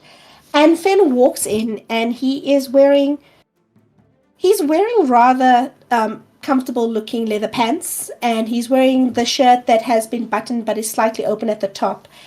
And there's frill cuffs on the sleeves. He's not super short, but he's shorter than Oliver and Thomas. He's kind of slight. And he is, I believe he's blonde, like silvery blonde, like that white silvery blonde. Yeah. He's not quite to Amorette's pure white, but he's almost there. Yeah. With these absolutely beautiful dark eyes. He's anti-Thomas's type. He is an incredibly beautiful man.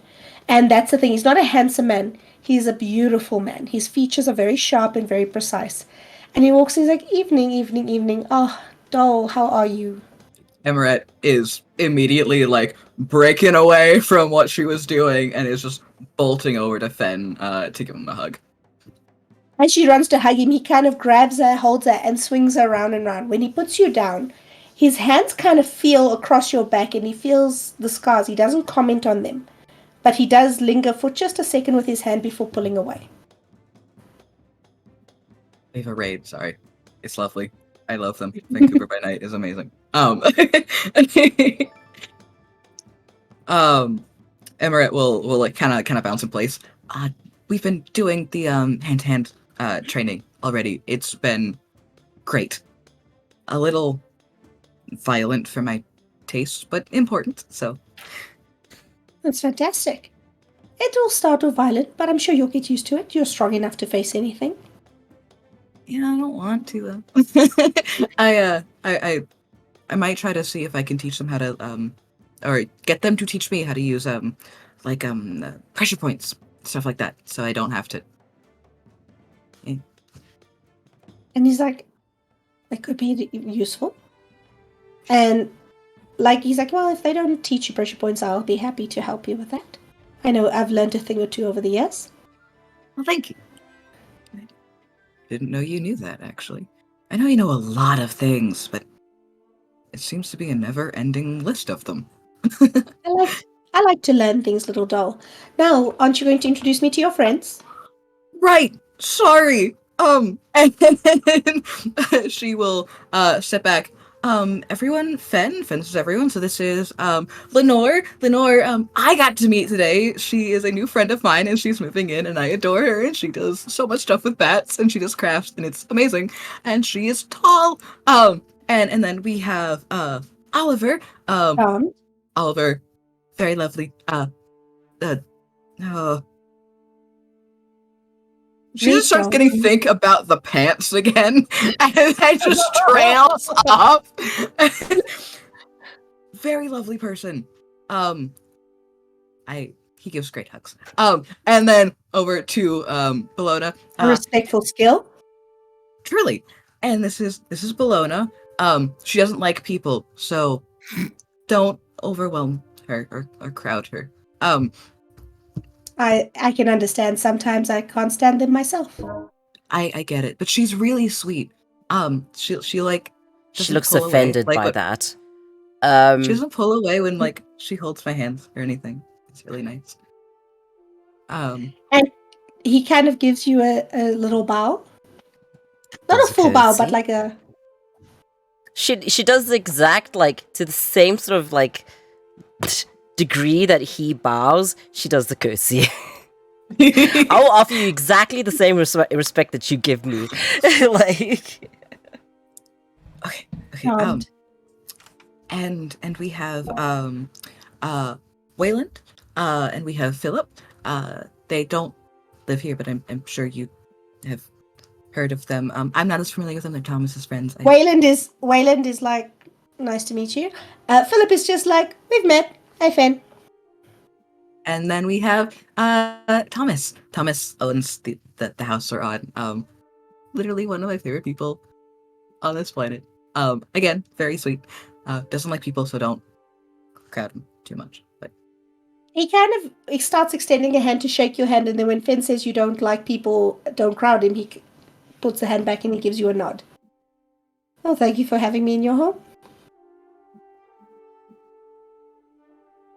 Well, anything for Amorette. And in that dead even tone, too. Like, he's not happy. He eyes is you tolerating this. He eyes you for a second and he's just like, of course. I do appreciate the care you've given Amorette while they've been staying here.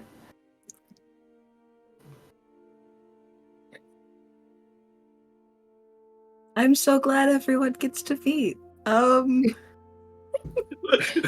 most awkward party ever. Well, that is literally what Amorette says. There is very much two alley cats staring at each other energy right now. Amorette's gonna turn away from Fen, to face Philip again. All right. Are we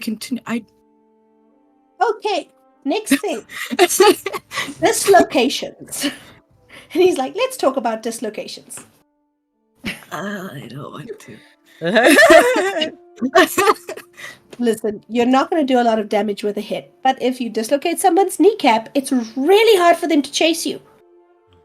And you don't kill them, which I'm guessing you like. That is nice. Thomas We will can go lean with in breaking and it. say, "Sing Pop Goes the Weasel.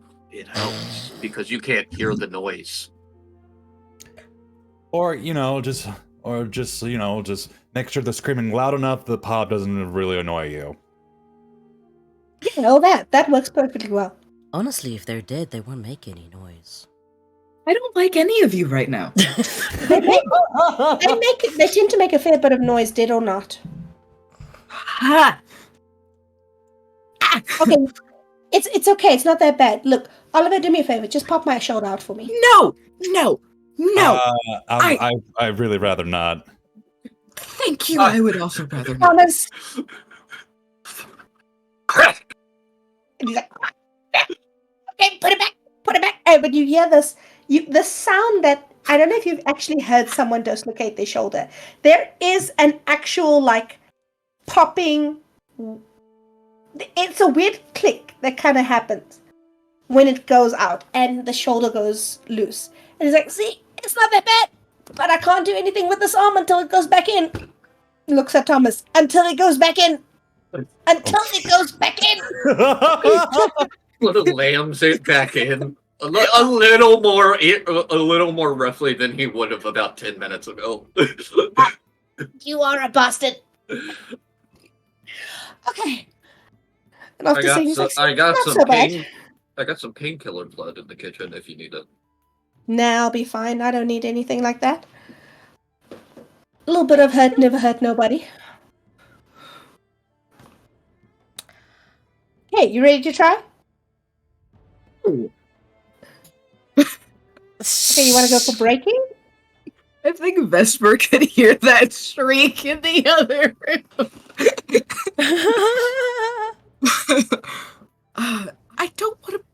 I don't want to dislocate things. I don't want to.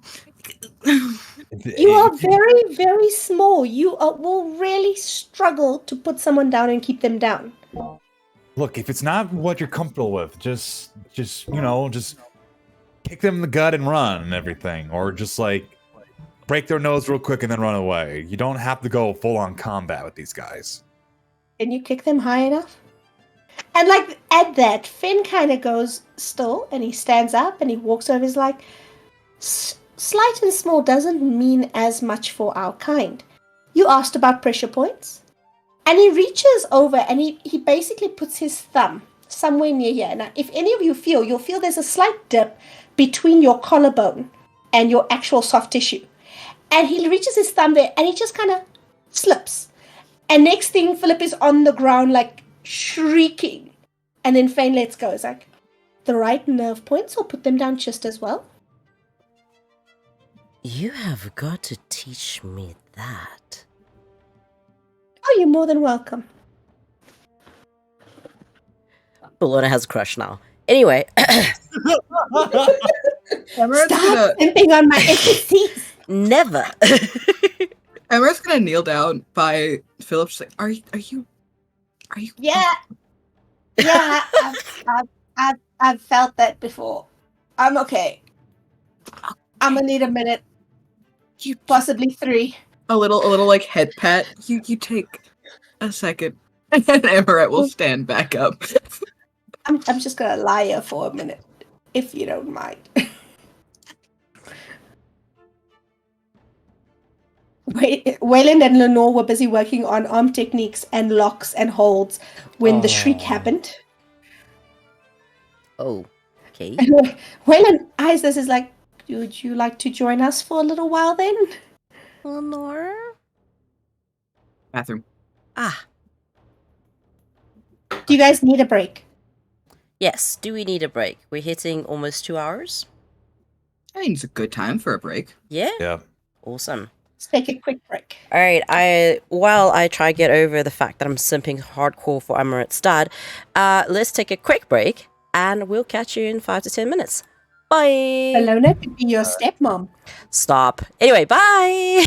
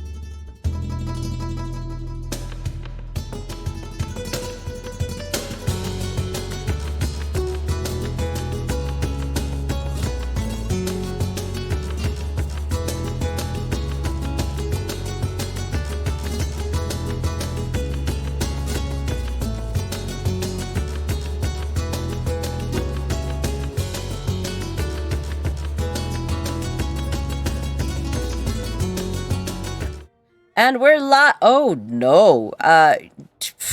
So right. Vesper is apparently currently the storyteller. Give me 1 second while I move people around. So, I kill you. Kill you dead. I kill you My dead. problem is beginning of mosquito season, they're really easy to kill, but within like a month they get smart. Within a month they get smart. Yes, and we are sorted-ish, kinda. Wait, hold on. Just need to fix that. Ah, come on. Let me change Oliver's name. There we go. Yeah, that apparently. So, Vesper, how does it feel to be a Bruja?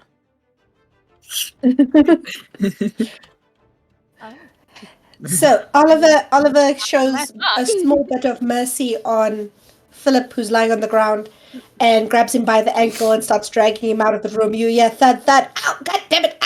Ah. I love it. But he drags him off to go find some painkillers and shove them down his throat. Dice has just had to cut a little short today, so Oliver has off-screened and backpacked for the evening. He went night-night. Mhm. Yes. So behind the The scenes, we neighborhood wa- decided to eat dice. So we're losing a player for today. Not Vex. You did not eat dice. I'm gonna yes and you. I know how this works. I adore if you. you say we ate him, we ate him. We ate him. We didn't. And now We for did not eat Froyo. dice. A message came on the neighborhood watch that a dodgy car was being seen in the neighborhood next door, and he went to go have a look in conversation with someone. So Nicole wouldn't give us Froyo, so we ate dice. We're just gonna eat the players until Nicole lets us have Froyo. So Diablerie is bad, children. Diablerie is bad. no more vampires, it's changelings now. You get dinner and a new skill set. It's a fantastic deal. I know, it's great. It's wonderful. It's a good time, And you guys. get a voice of someone living in your head and talking to you forever. I Or mean- maybe Not just that bad. taking over. So Or what taking over. happens is we will all be eating each other until we get Froyo, and the last one standing will be Vex, and we'll all just Me. be voices I will in be the Vex's last one head. standing.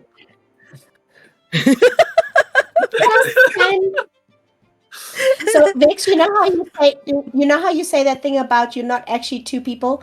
Won't be able to say that anymore. I'm not actually two people, I'm six. Yeah. Technically, they still could. They would be, 5 or 6 people. So Finn very happily is going to start showing Bellona pressure points as requested, and Finn as well. Giving more attention to Amorette than to Bellona, but giving Bellona attention as well. It literally is just a case if Lenore comes over, he'll start showing as well. I've said as well 5 times, Jesus. He is showing you the less violent pressure points. It's more the put them in a lock, and if you hold them this way on this spot, they're not going to be able to unlock. Now try it on each other, and going around and showing you and helping guide.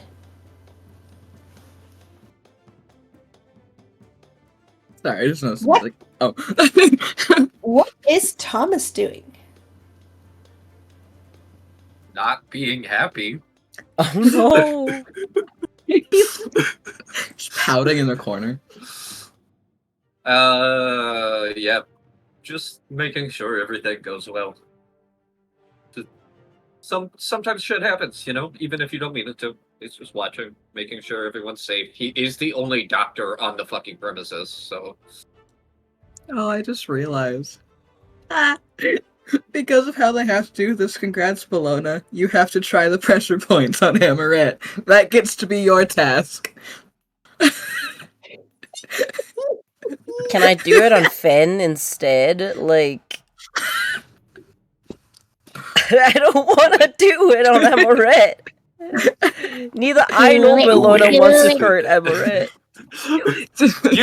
You know how Bellona is usually the devil on Thomas's shoulder? It's the opposite now. How fucking dare you? I think Bellona would actually let Amorette do it on her. I mean, yeah, Yeah, but it's going both ways. yeah, but she's they're not really going to do it on Amorette. You have to practice somehow. It's okay. And Amorette has to practice dealing with an attack. I'll be fine. Can I If practice you on treat you, them as- rather? You're more than welcome to, but if you treat Amorette as weak, you make Amorette weak. Oh no, she's not. I'm quite aware of that. I simply don't wish to bring her any more pain. It's fine. Really, it's okay. The ones we're learning aren't that bad. When you say that, Bellona's face gets like, she's Thomas's left eye is twitching. Do you mean Lenore, to This say? is not the practice. fight. This is not the fight I predicted happening this session. Lenore, you have to practice. If you'd want, you're an impartial party. You don't know me. By all means. We can practice on one another. We've got this. And Feign will step up to help you practice.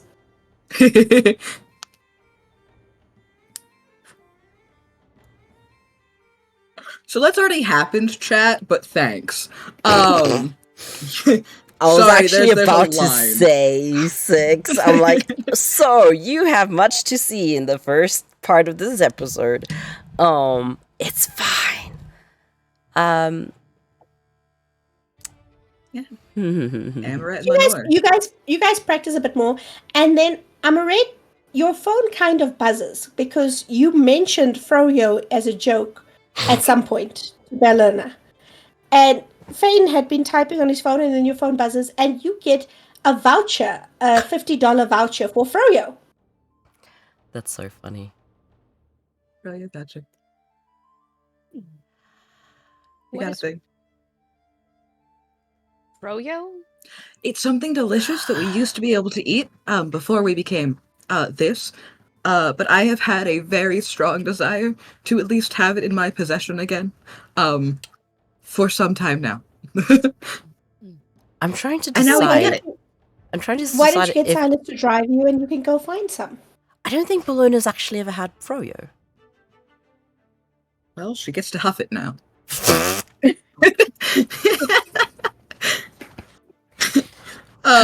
gets to have it. Up to 6 vampires projectile vomiting themselves around the gym. Oh no! Emma will look to Fen. I don't have Silas drive me places anymore. Why on earth not? He lost an arm the last time.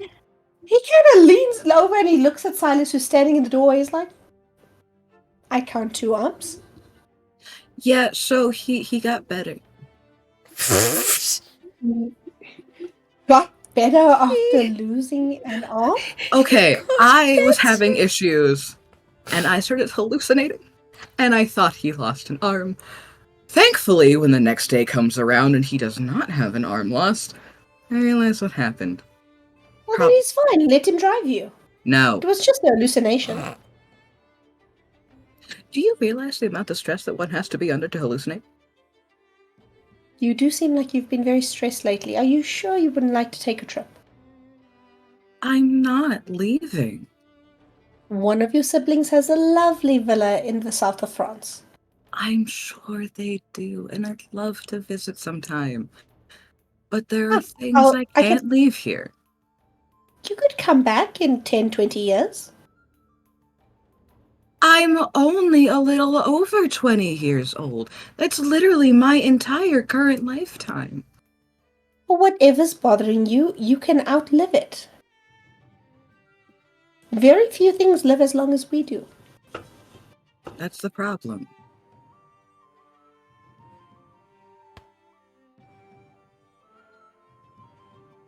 If I leave, the things that I care about might die, and I don't want that to happen. So I'm here. And learning combat. somewhat. Well, whatever decision you choose to make, I'll support that. I do appreciate it. You are growing, though, little doll. In more ways than you know.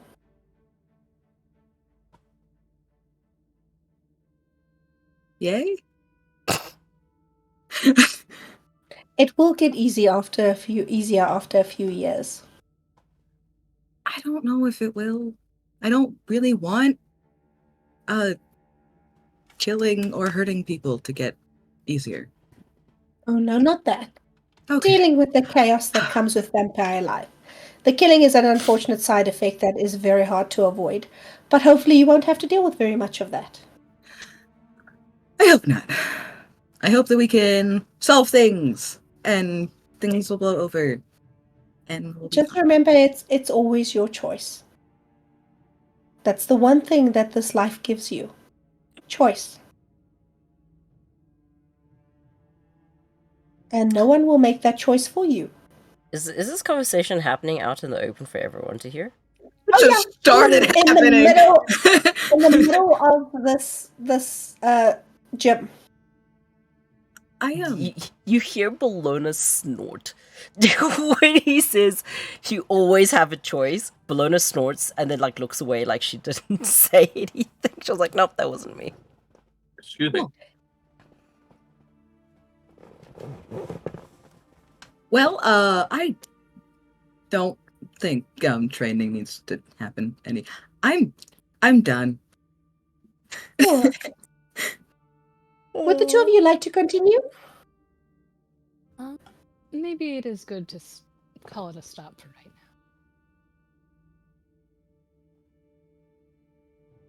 now. I'm gonna go Bellona, was sit it? by Thomas. Yes? Would you like to continue, or are you done for the day? Oh, I would not mind if you don't. Of course. I was asked you to assist, and I will, of course, assist as much as I can. I appreciate it. And he'll keep training with you until you're ready to stop. Oh, she has a lot of stress to get out of her system, so yeah, she'll go at it for as long as he allows her to. The more rough that she gets, the more force she puts in her head. He matches it, but he's very careful to match it. He doesn't ever take a step to overwhelm you. It's almost like he's managing you through the fight. Oh, I love that.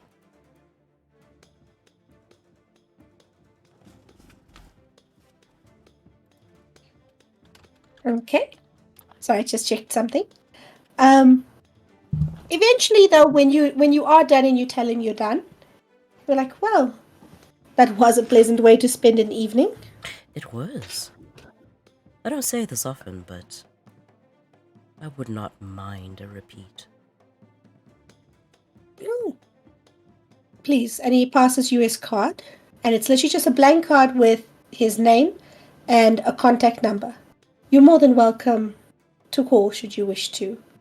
Oh, and the address is on the back. Should you wish to continue. Ask Amorette, and I'll happily come over again, so long as the master of the house allows. And he gestures at Thomas. Anything for our daughter. I am not your... Just so you know, Jack, he was addressing Amorette. Okay, good. Bellona's I already have someone calling me ads. I'm done. He would have said my daughter in your case. What? You may be older than him, but that's who is the angel on whose shoulder usually? Thomas got daddy issues from the complete opposite direction. Yup. Whereas Bellona's please don't put responsibility on my shoulders. Thomas is I will take on everybody's responsibilities. But yeah, Bellona's just gonna take out her flip phone, which she absolutely holds her phone like this. She just...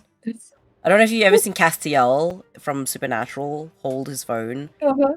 She does the exact same thing. Like, I'm sure someone in this manor will help me put your number in the phone for me. Please, I'll do ma'am. Oh, there we are. And we'll yeet on over. Amorette, there's only one message going on in there, one chat, and it's to Pasha, and it's all just emojis. There is no text, just emojis. How many middle fingers are there? So many. Lots. So Middle many. finger, middle finger. It's middle finger, coffin, bat, sunshine, gravestone And is the latest. usually Bellona's response is middle finger, kissy face. Fire, sunshine, 2 gravestones. Middle More finger. kissy faces and a halo. Gonna type in Fenn's contact information and then hand it back over. And we'll start a new chat just so it's there. Thank you, darling. And of course, if there's anything that your coterie needs, you know to ask. Was that directed at Bellona or at Amorette? At Amorette. Thank you. So yes. Before you go, you haven't actually spent a lot of time here. I could give you a tour. Absolutely, Show you my I'd love room. to see the home. Absolutely. If that's okay. I don't want to overstep bounds. I do not own this house. Gonna look over And- towards Thomas. Both of them look over towards Thomas. The doors that are mine are locked. You're fine. Okay. Spend some time with your dad. Ah, I felt how much that hurt. And he just kind of like grins and he gives Amorette a pick to the top of their head. He's like, after you. oh, Amorette. Yeah? Do be sure to show him our friend the squid. Of course. You don't have a mind squid? wading through some water, right? Sorry? No, I can just buy new shoes. It's fine. Perfect. We have a flooded library, and Amorette's gonna start taking him on a tour of the house. But like right before she leaves, she kind of looks back towards Thomas, and then it's like, I'm not. Whenever it is later on, if Thomas puts his hand in his pocket, he will find a similar business card to the one given to Bellona, and there is a request for a visit.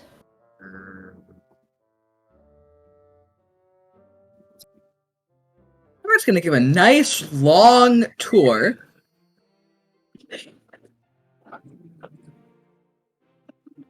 And will at some point ask what the fuck is going on. I'm not entirely sure, but why have you been almost dying every other week from what I hear? I haven't almost. Okay, first of all, I haven't been almost dying. I'm fine. Good to know. I'm alright. We've just You're- gotten. You're alive. You're not fine, dear. I feel Lying like to yourself is one of the greatest crimes you can commit. Lying to others, not so much. We're gonna have to fundamentally disagree, yes? I like the idea that every single time Amorette says, I'm fine, somewhere in the house something is Something breaking. breaks. Yeah. That still happens. Every time you lie about the I'm fine, something in the, not in the house, in the room breaks. Oh, that's We had amazing. to replace so much shit. There's a moment where like your mirror cracks and Finn is just like, I see you still have your little friend. Thankfully, yeah. Glad he stuck around. I really should have sent someone else after that doll. But I do appreciate you collecting it. You fucking think? Somewhere from the ether. I don't want it to be from the ether. I want Thomas to be walking past the door. No. Let me change that. No shit, Sherlock. And then he just keeps walking. But I thought you were more than capable of going after it. I didn't expect it to be as questionable as it was. Unfortunately, it was, but we did it, and we're all fine. If it makes you feel better, I had someone set a small fire. The building is now a husk.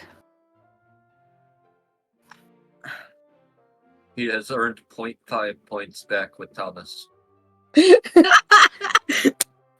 Half a point. This is like a dating game. You can see like your approval rating going up. God, it's a fucking BioWare game. I'm gonna start shipping Thomas and Finn just because it's like the most unlikely couple in the game. Oh, that creates a whole layer. Anyway, am I just Thinking like of sitting down? It's just like, look, I'm okay. I am literally in the best place that I've been in ages. I am surrounded by people who care about me, who actually let me hug them, which is phenomenal, and who don't walk away when I'm talking to them. It's so nice. But I'm, danger aside, like I'm fine. They handle pretty much all of it. The last time I got hurt was my fault. I made the decision to try to save a life, and it didn't go well. It was on me. He kind of takes your hands and he holds your hand next to his cheek, and he's just like, you wouldn't be you if you weren't trying to help people. Even among our kind, you are a light, and I'm going to trust that you know what's best for you. Thank you. But if you need me, I will be here. I appreciate it. I'm good. Really. Look, I'm getting combat training. I'm doing better. You are growing. Surprisingly quickly. I mean, that's what you do in, like, these sorts of situations. When you end up tangled up in fate that you probably shouldn't have been in the first place. On the plus side, I have heard that you're doing very well with the important individuals in the city. Do I need to have a conversation with a certain brewer? No, you don't. Are you sure? I'm positive. I have heard he's very attached to you. Why is that a problem? It's not. So long as he remains respectful. I think Bjorn is the last person to be disrespectful. Everett actually starts laughing. Ruja are usually the first, my dear. Well, I'm sorry that I haven't had that same experience. I'm not. I'd rather you'd avoid those kinds of experiences. But times have changed. Over the decades and centuries, people change as well. Humans change rather quickly. Our kind doesn't. Not with that attitude. Doing fine. Point is, you see where I am. You see it's safe. I'm safe. And I've heard you say the word fine about 7 times in this conversation. Yeah. When you are actually fine, how often do you use the phrase? I don't count it. Personally. Exactly. But your choices are your own. You're not a golden bird sitting in a cage. No, they let me go outside. It's really nice. Let? Oh, I'm not used to that, so it is nice. Just to clarify, when you say they let you go outside,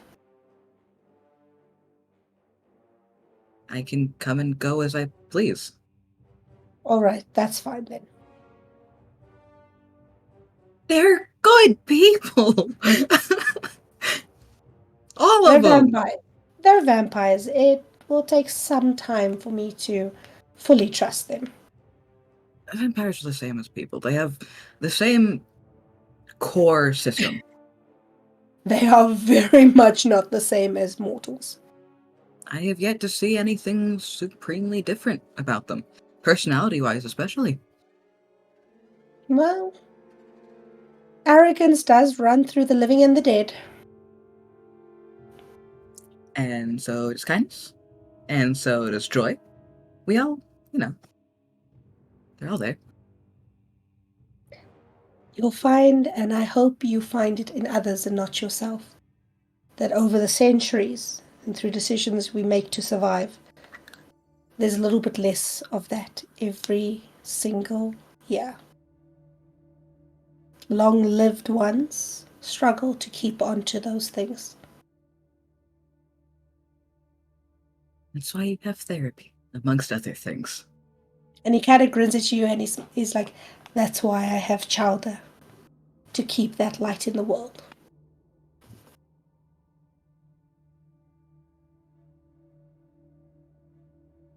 Oh, tour's over. The house is lovely. It is huge. We should probably get back to everyone. I should actually probably go leave for the evening. I have some other matters to attend to. Okay.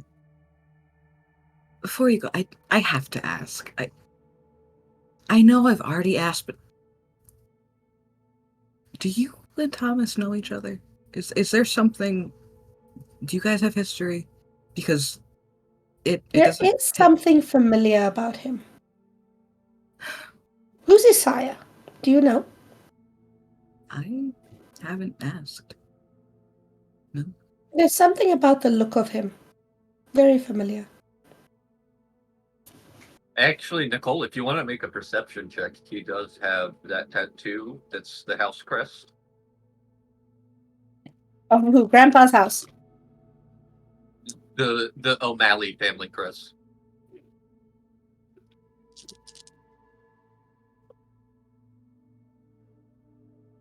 Hey, I also assume No. they're walking at this point. I rolled 4 successes and 4 botches. That's impressive.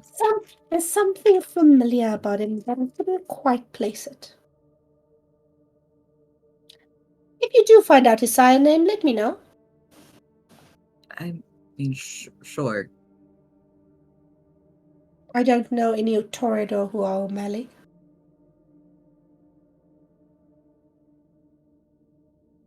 I don't know anyone who's anything, so.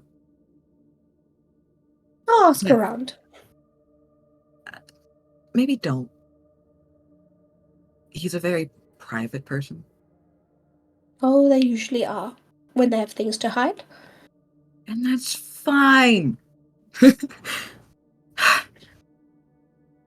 Half the fun is finding out. Just don't dig too deep, okay? I will not dig too deep, only as deep as necessary.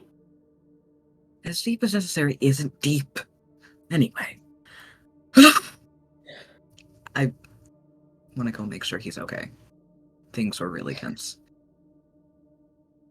Unusually so. I know. I don't get it. And he follows you back into where everyone is to say his goodbyes. And he does the rounds again. He goes to Waylon, shakes his hand, goes to Lenore, gives her a slight curtsy, goes to Bellona. If she offers her hand, he'll kiss her hand and give her a curtsy, bow as well. Not a curtsy, a bow. She does so. Goes to Thomas. Thank you for allowing me to visit. You have a lovely home. Thank you. And Well- I hope that if you need anything, you'll reach out.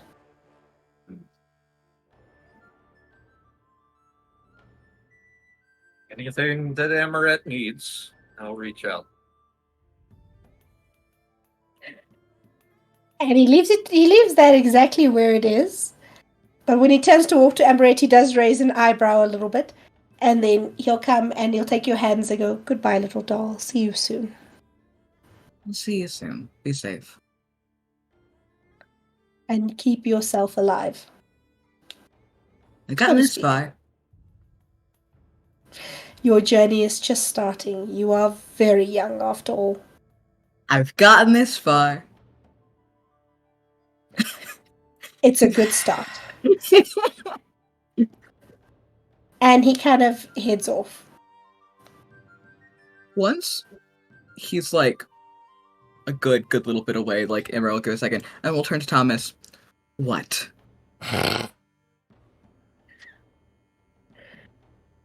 Let's just say we have different philosophies. Do you two know each other? How? I mean, Toreador functions. He's been here before for clan meetings. Yes, but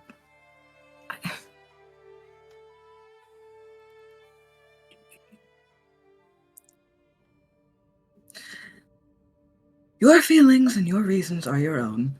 That just got very tense very fast. Are you alright? I thought I was very polite. You I were. didn't say anything mean. You were.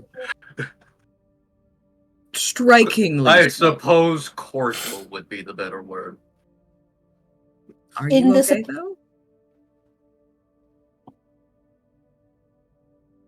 Be fine. As long as you're okay, everything's okay. Thomas doesn't have a ghost that breaks shit when he lies, so.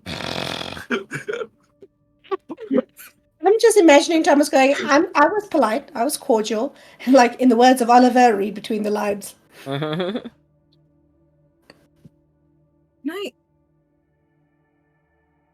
Is the You polite? want to see my train? He's gonna look at Lenore. Do you want to see my trains? Yes, that's wonderful. Oh, wait. Sudden subject change. That's amazing. Father's On the playing way with his out. trains again. Wait, are we doing the trains to avoid your feelings? Oh my god. Because we're doing trains. We're doing trains, but be honest. Okay, Finlip. Let's go. Okay. Bellona's just gonna. I like her. Me too. I'm glad she's here. I this would not room go is- that far. This room is like a solid 40 feet tall. Like, it is a full building room. And everywhere you look, there is a railroad track made of Legos. This is very impressive. I All right. love trains. Where do we begin? Show me trains. I love this so much. This is So my what- quiet room. Well, it's rarely quiet, but it's where I go to quiet myself. That makes sense. You need a tour? I think Silas is still here somewhere. He might be in bed. What time is it? We were training for a while. You guys were trading for a while. It's close to 2:30, almost 3 o'clock in the morning. Oh yeah, he's probably in bed. You never know, Pan's not visiting. Hmm? Nothing. It was to get to Jack. You leave They my made a joke pseudo about- nephew out of this. Made a joke about Pan fucking my dad's. At the same time. Both of them at the same times, to the point that they couldn't function in the morning. Great times, great times. Double dad. Yup. I didn't So draw many up that dads. NPC. You have so many dads. So many. I'm sorry. It just hit me again. So many. Listen, at least Pan didn't get it into his head to try fuck every single one of your dads, so you're fine. You're fine. Yet. It's too many dads. Thomas said no. The other two were nailed. And he hasn't met Finn or Bjorn yet. For What? some reason, I don't see him being very successful with those two.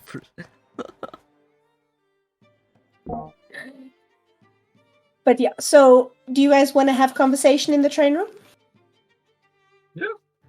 So how have you been? Good. Been Good. 20 years, something like that? Yeah. Time has definitely gotten away from me there a bit.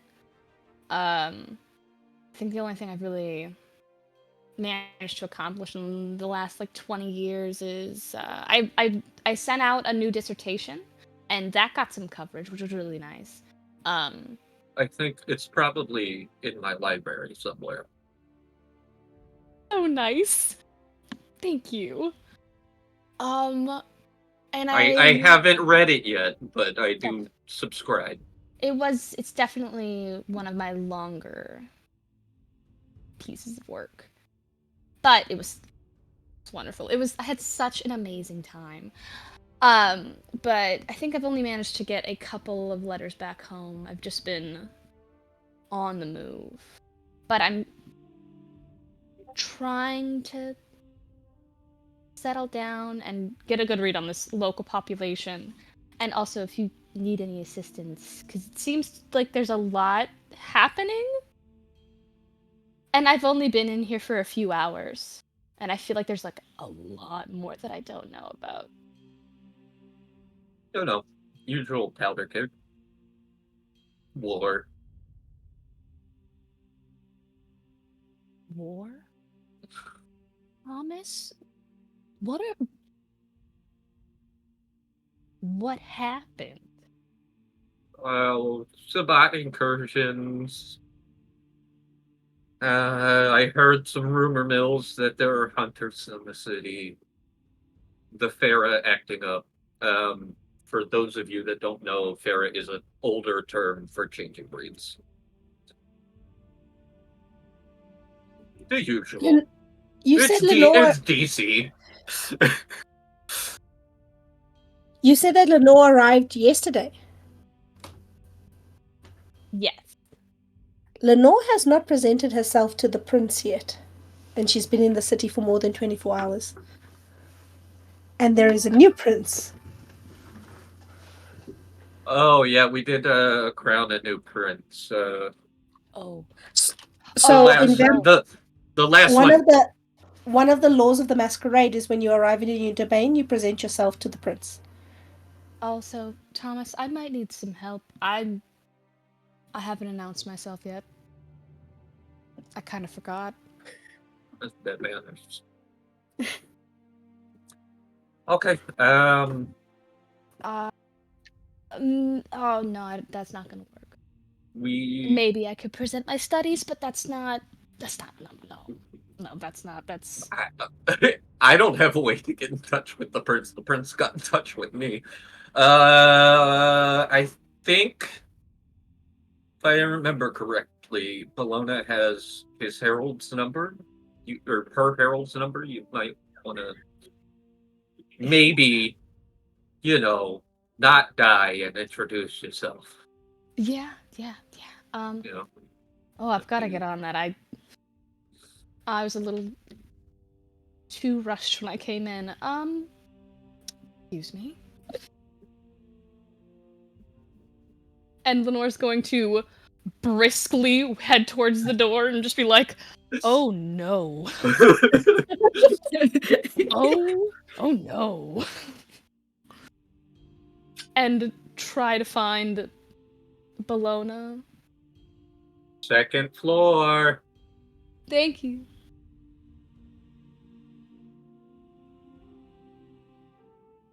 I'm gonna stay in the train room, but I gotta go to the bathroom. So Okay. So socialize. Bellona, are you calling Bellona's names as you walk through the house? No. Oh dear God, do not. Dude, she has trauma for this. Don't. Lenore's just going from room to room, looking around.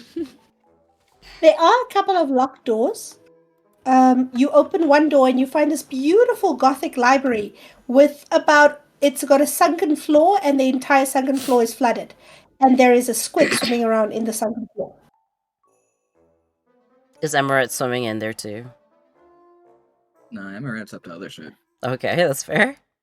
Amorette's sliding haunted shit under Thomas's door. You open one door and there is a gentleman in a wheelchair at a desk looking over some things on a computer, and he looks up, he looks at you, and you kind of just Close the door again and keep looking. Meeting all the dads. I love the cryptid energy of like just this tall woman. Hi. An almost 7-foot woman popping into doors and then leaving.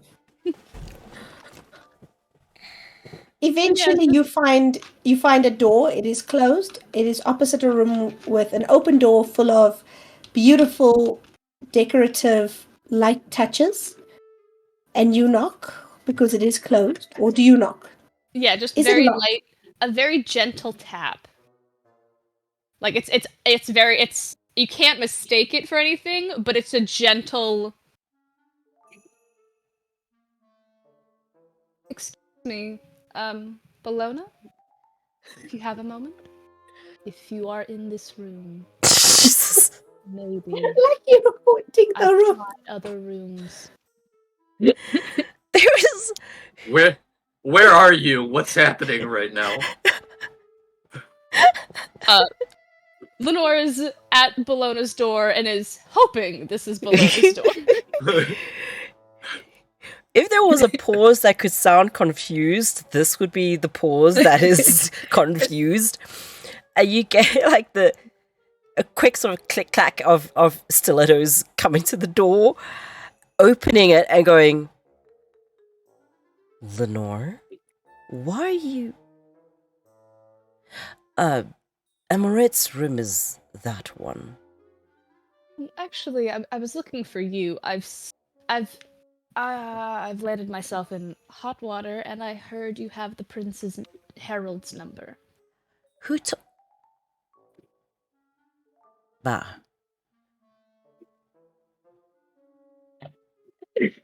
I flew in last night, and I didn't announce myself. I kind of had a one-track mind, and I forgot until however many minutes ago that Thomas told me. You're going to fit in here just fine. One moment. And she goes back into her room. She goes back into the room and she closes the door. It's just like Or just patiently just yeah. Are you trying to figure out how to emoji communicate with vampire? Yes.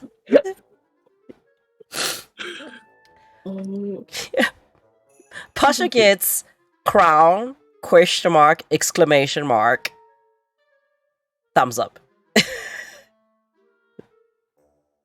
Question mark. I really do not like doing this. And she calls. The phone rings. Did And on Pasha like shit her pants? on the third ring, like on the second or third ring, the phone gets answered with this, "You must be fucking desperate to call me." If you can figure out how to emoji discuss this question, please let me know. There is someone here who may have forgotten to present themselves to the prince. I believe that it's coming up to 24 hours since they've arrived. Oh, that's Yes, interesting. it is. Typical for your class of friends. She's not my friend.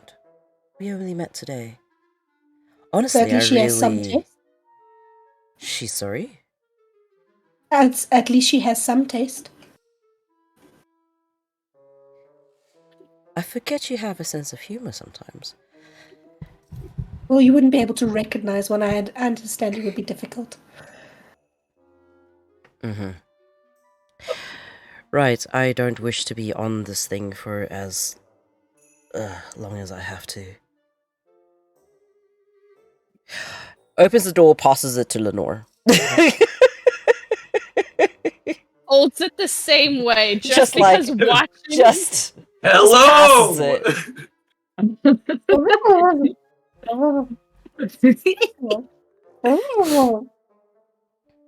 so sorry. Did she? I'm so sorry to the phone. I don't mean anything malicious. I was just very focused. The bats. I need to catch them before they go. Well, not catch them. I don't. What? That's not important. I'm so sorry. Where do I need to go? And who do I need to deeply apologize to? Oh, baby. The phone call cuts, and the call ends, and there's nothing for about 4 or 5 minutes, and Bellona's then a message does pop through with an address and a time. just gonna be like, well, that went wonderfully. Message comes through. Huh, better than I thought. She's just It gonna is a like. message for. It is a message for early tomorrow night. It is at It's at the museum. I hate Again? that museum so much. It's at the museum. God fucking damn that fucking museum. Vex! Come back! No. Come back! We're going to the museum again, Vex! No. It's so much fun! We could actually get caught this time, is how bad it could go. Again. It'll have be invitation. fine. It'll be fine. Well, does look like it's sorted. I should let Thomas know that I either am going to get through this or not, and there's a date and a time. And let my sire know I got in trouble again. As you say that, she was just on the verge of closing the door on you because she was like, I'm done now. As you went, I'm going to get in trouble. She's just like,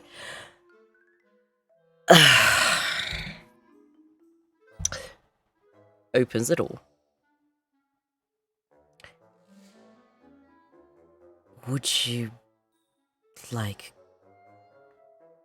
company? Do you want to give me company? You seem Not like you're- particularly, no. You don't have to if you don't want to. I'm okay.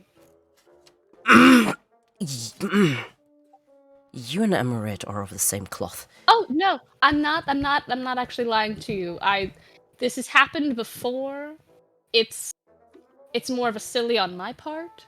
So it's really, I am not super worried. Little worried, but I'm Right, then I'll see you early tomorrow evening. Closes the door. starting to write a letter like, it's happened again. Oh no! We'll see what their reaction is this time. So far I've lived, but maybe not. The moment that Lenore guy gets adopted by the coterie. One of us. So is Lenore going to be spending the day, or is Lenore going to go to her apartment their apartment for the day? Her Spending apartment the for the day. day. Finds a nice attic room. There's Oh. plenty of them. Go for it. I think Lenore There might be the is- first partaker of the upper floors. Yeah, There is an attic space. Ollie- It is mostly a storage space, but there is like Ollie's an in the- old worn. Okay, so Ollie is in the southwest corner of the basement. Thomas is in the northwest corner with his morgue. And Feign and Bellona are opposite each other on the second floor. So no one's on the third floor. It's all yours. Lenore just So- literally the first door she sees, she just walks in. There is a room. There are a little bit of dust. There are very, very sturdy window covers on the windows. And the bed itself it's a four-poster with things you can close. It is dusty. The sheets are there to cover the bed and protect it from dust, and it still did. Some got through. It is not sheets that are there for sleeping on, but you can find a space here to just spend the day. There's also coffins in the basement. Not all vampires sleep in coffins. Lenore It's doesn't polite anymore. to offer. I sleep in a bed. Hey, They're much more comfortable. Yeah, Lenore has now chosen to sleep in a coffin after waking up too many times and immediately slamming her face into the lid of the coffin. I mean, Bellona does have a coffin underneath her bed, but my sleep bed. There's a body in it. No, it's got all her precious trinkets in it, especially things that Amorette's given her. You are such a goth. Your hope chest is a coffin. Yes! 100%. So, you guys get through the day. The next day, you have your usual routine of up and at 'em, have some blood. Has anyone actually told the others about this appointment to see the prince at the museum Bellona has not. this evening? Lenore is gonna give the news at breakfast. I will say when Thomas goes back to his room that night, there is like this pile of shit when he opens the door. It's like a whole thing of various little knickknacks and doodads. It is safe to assume that they are all heebie-jeebie haunted in some way. And they're put them in the trophy case with your other achievements and random shit you've given him. Yay! They all had to be small enough to fit under the door, too. Some are like a little wrinkled, a little squished. But that's it. I just love the image of Amorette crouched down by the door, where the door in the floor has this little gap, and just squishing things underneath.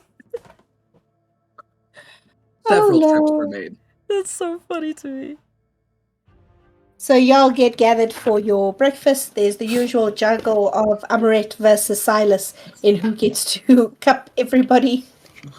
Bellona actually comes down first, because she has a thing she needs to do this evening. She can't afford to be in bed. She's mad. She has to leave the house. Excuse me. I dare you. Sorry. Handing over blood. Everyone gets blood. Everyone... You get a blood. You get a blood. You get a blood. It's enough to restore your waking up dot. Yeah. Thanks to the handy dandy stash that gets replenished every day. Good evening, Amorette. Good Are evening. we Amorette this evening? Yep, and an ornate dress. The dress is a bit different. It's pale pink. It's more of the traditional type that she usually wears, and it covers everything. Thomas is actually wearing the shirt Dorian gave him and another of those blue coats that he was wearing. That's Because the amazing. other one got shredded. For It is anyone demolished. unaware, Dorian is a vampire in the city who is convinced that he is not only Dracula, he is the Hollywood cheesy ass Dracula, and wears poofy shirts and frills and capes as he cavorts around his estate. Yes, he is a Malkavian. And he gave Thomas a genuine 200-year-old button-up shirt. Lovely.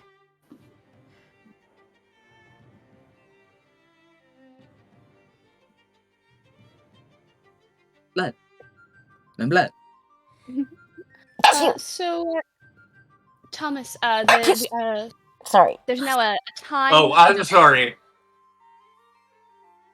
There we go. That's a more accurate angle.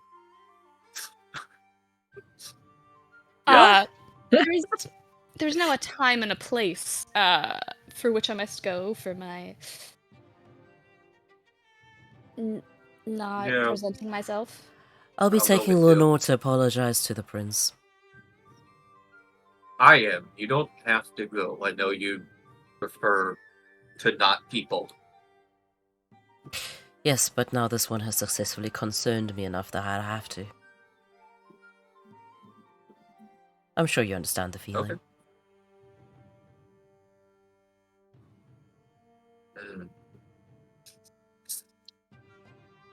Yeah. Okay. Pause. Yeah. Right. Thomas will call up the car service. I think the girls have probably already left for the evening. And I don't know where Ali is. Probably sleeping. So, Makes sense. Oliver had a call come in just before dawn the night before, and he told you he would be unavailable for the evening. He's got to go do something. He was very serious when he went out to go to talk about it, and he left quite early. Does seem like he has. So you call the car service. The car service sends a nice town car for you all.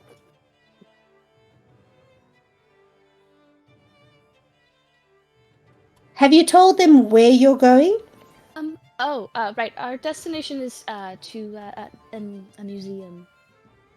I don't know where this resides. Wait, so- I'm trying to find the name of the museum. I wrote it down somewhere.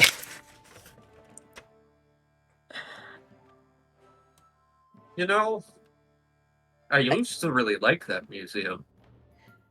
I literally have fuck mummies here, but not the name of the museums.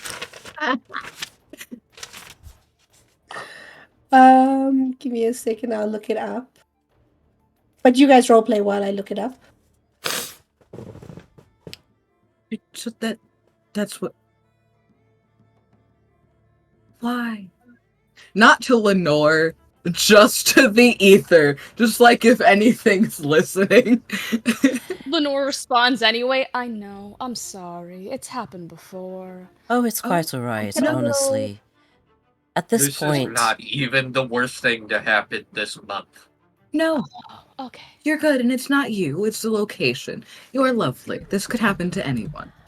Honestly, I do believe Pasha probably did it just to torment me.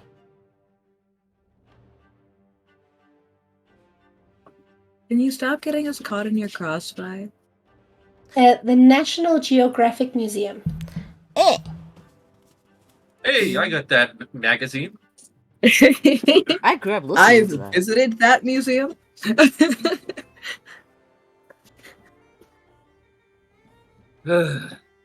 Okay. We should probably go out to the car. I mean, yes, I No, can afford. no. I can afford to make him wait, but we should I'm- not make the prince wait. I am retconning this museum. I am changing it to another museum. The George Washington Masonic National Memorial. Oh dear God. With one of The George Washington? like screw the George Washington part. The Masonic National Memorial Museum. Masonic Memorial Museum. Yes. Lordy. So this is the Alright. museum of our nightmares. Gotcha. Yeah. Yay! Or Adventure Dreams. No. Uh-huh. Amorette will kind of let people stack in. We'll stack in the middle so that in case anything happens, everyone else can get out. Because she's fucking limp noodle. And we'll gargoyle. Mhm. It's a town car, so it's quite spacious. And you gargoyle as you guys drive to the museum. You arrive, and it's like a day out of your past for most of you. Lenore, this museum is quite beautiful. It is this massively tall building, but it's still one story. But it's one story the way that like a convention center is one story. The ceiling is incredibly high up. It is a long and wide building with glass windows, and you'll actually see a lot of the windows are stained glass, and a beautiful grey staircase leading up. And at the top of the staircase, there is an Asian man with a bit of a goatee and his hair in a ponytail, and he's standing waiting for you, greeting you. Good evening. Hello. Hi, husband. I mean, what? No, I didn't say that. Stop sipping on the NPCs. Never. Bellona does a little curtsy. Only when they show interest back. If you will please follow me this way to the security check. And you get to the security check. The sheriff is there. There's a whole lot of security people there, and they are at the security scanner. And there's Lau looks to you, goes, if you could please check your weapons as always. One of the security guys leans around, sees Amorette, and is like,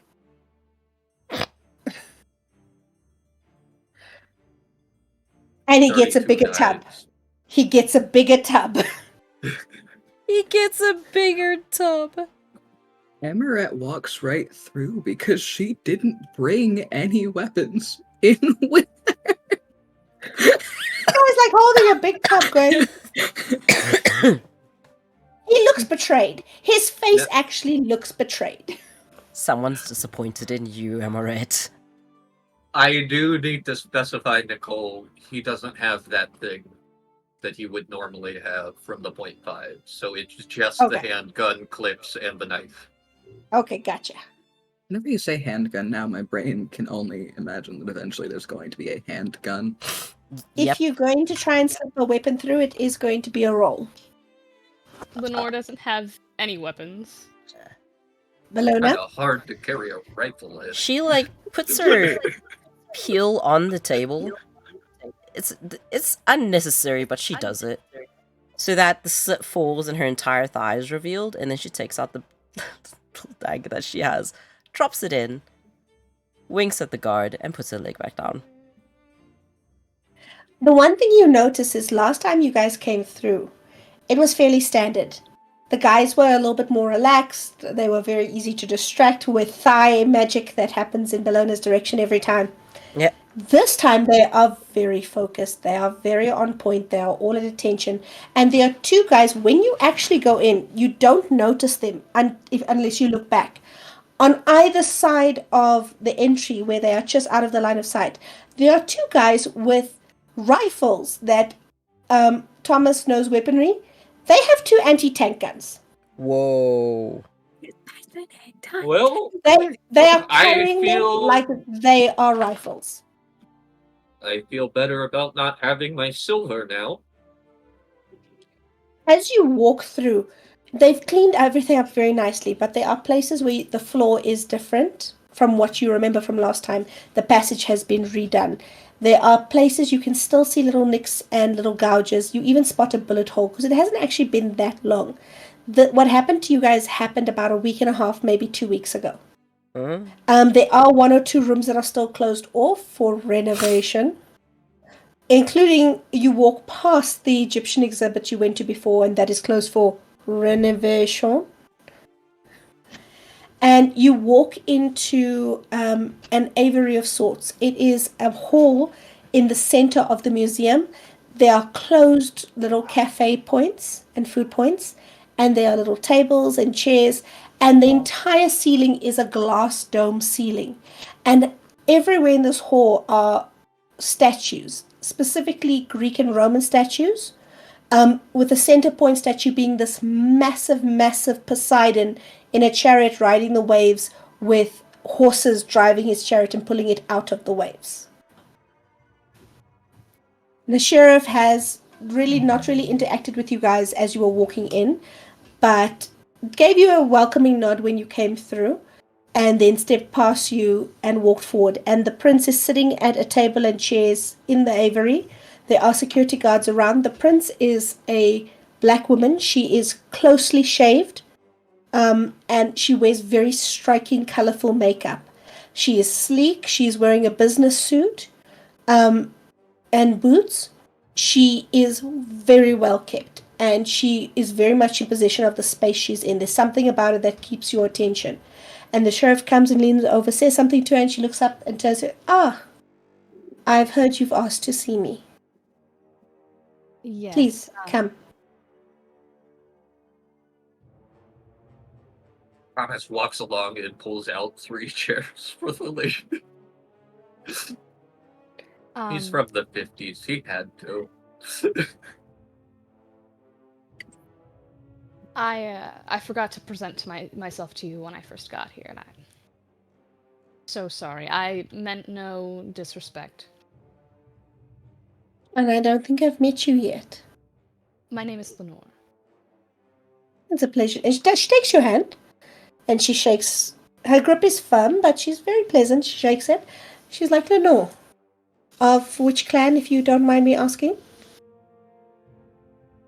Tremere. Ah, the regent did not mention that another Tremere was joining our city?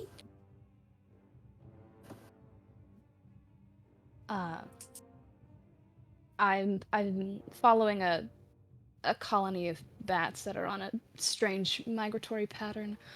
Well,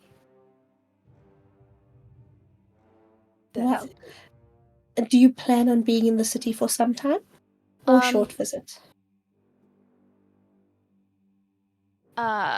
Maybe like for as long as the bats and like, yes? I see.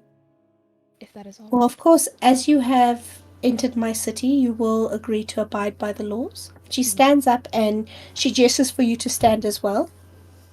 Lenore does immediately. Do you swear by your blood to uphold the laws of the masquerade within the city? Yes. Do you swear to submit yourself to the decisions of myself as prince and those who I keep counsel? Yes. Do you swear to take actions to uphold the vampires of the Camarilla within the Washington state? Yes. You understand that breaking the rules of my city will be dealt with harshly. I understand. Excellent. Well, then I welcome you to the city. And I see you have already found some to spend time with. I don't suppose any of you have come to claim your boon? Not yet. Is Pasha here? Not tonight. There's no social event happening that we needed the Herald for. Oh, no. Bellona doesn't say that. I just want to know Oh, if Pasha no, is around. You don't see her. And trust me, you notice Pasha usually. Yep. Okay, no, Bellona doesn't say anything. Well, if you excuse me, I do have other matters to attend to. But you are welcome to peruse the city as you like. I would be very interested in hearing or reading, actually, any reports of these strange migratory movements and where you are finding them to happen. Of course. If you wouldn't mind, of course. Immediately pulls out a notebook, makes a note. We send them to Pasha, or Oh, of course. And she looks to one of her aides, and they step forward and they give you a business card. The business card says the Silver Shore Holdings, and there is an email address, and it's listed a name, but it's not the prince's name that you know as. The first name matches, but it's not the surname Kane. And it has an email address, it has a contact number. My assistant will be able to be reached through this. thank you. Well, if you'll excuse me. Of course. Amarette's gonna stand up to head out. You're welcome to peruse the museum if you like. We have made some changes.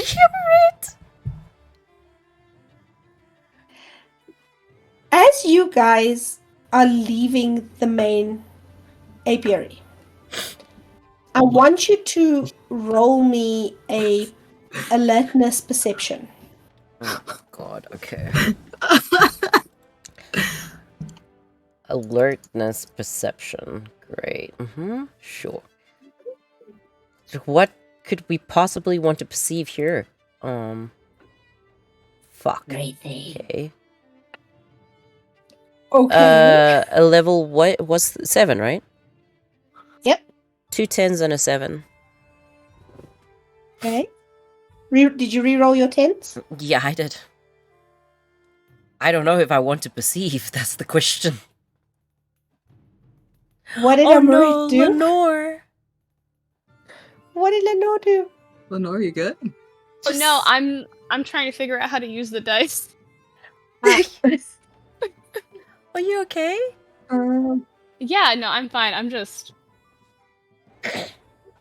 I don't know. I literally So, use Google Dice Rollers. Yeah, Google Dice Roller is fine.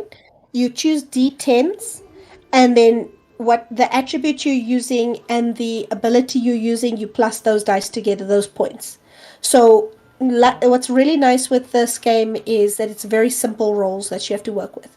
So for I will usually ask, a perception check comes up quite often. I'm just pulling up a character sheet because I'm pretty sure it's perception. If you have, like, say, 2 dots in perception, and then 3 dots in alertness, if you were asked to make a perception alertness check, you would take all those dots, put them together, so you have 5 d10 that you're rolling. Cool. And anything 7 or higher unless another difficulty is stated. 7. Standard difficulty is 7. Yeah. Ooh. Difficulty is 7? If you roll a 10, you get to roll the 10 again. If you roll no successes, that's just a fail. It just didn't work out. But if you roll no successes and you roll a 1, that is a botch, and I need to know about it. 1 subtract from your successes. I think I only have 1 success because I have 1 8. Okay, that's fine. And how many for Amorette? 7 successes. I am cursed with the burden of sight. Thomas got 4. I got 2 8s and 2 10s, and that includes my rerolls. So I thought I was going to be fucked, but okay, 7. I have been cursed with the burden of sight. The one person who doesn't want to see things gets to see everything in detail. I don't want to use my eyes, my guy. It's fine. I'm sorry. So, Bellona and Lenore, you guys leave the aviary and you're walking down a passage, but you're gestured to go down a secondary passage. Basically, you're going out a different way to the way you came in. It's a security thing. It's literally you guys are circling another route so that you don't have as direct access to anything. And you are passing through a room that is made up to look like the bedroom of Louis the Second or Third, whichever Louis we want to pick today. I'm not sure which one. And Louis. And for a second, the two of you think you see movement, and you both turn your heads to look. Thomas, you definitely just saw someone dip past the doorway. You definitely saw someone like peek in, see you, and dip back into the doorway. Amorette, you saw a Nosferatu holding a gold scepter peek into the doorway and then dip back and rush away. Nosferatu holding gold scepter just left. That's I'm sorry. Just one night. You had 3 nights where nothing happened. That's why we don't have games on those nights. I went to a church. It was fun. Oh, baby. Do we do anything about that? Or is that just a thing? Or is that just a thing?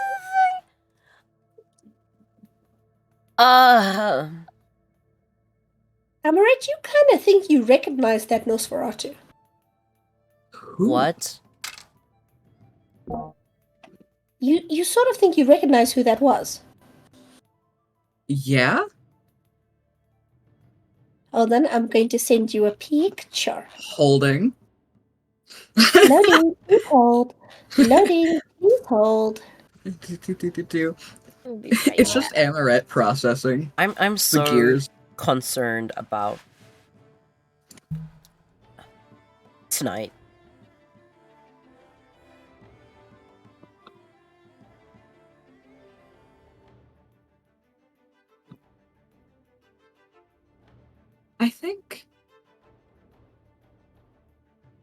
I think that was Olaf.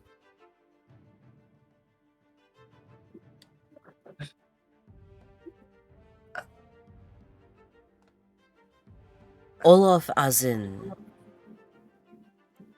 The one-eyed king guy. That's all Thomas knows about him. Yeah. I think that was him. Wait, are we talking about the same Olaf? I don't know. I really don't know. I'm gonna leave it up to you because I like the Nosferatu and I'd rather they not be executed. So I'm of the same mind. okay, let's go. It's none of our business, all right? I'm tired of being dragged into shit. We can leave this one. Thomas looks more tired than any of you have ever seen. I want to go home. I'm with him on I want to go home! We can grab Froyo on the way.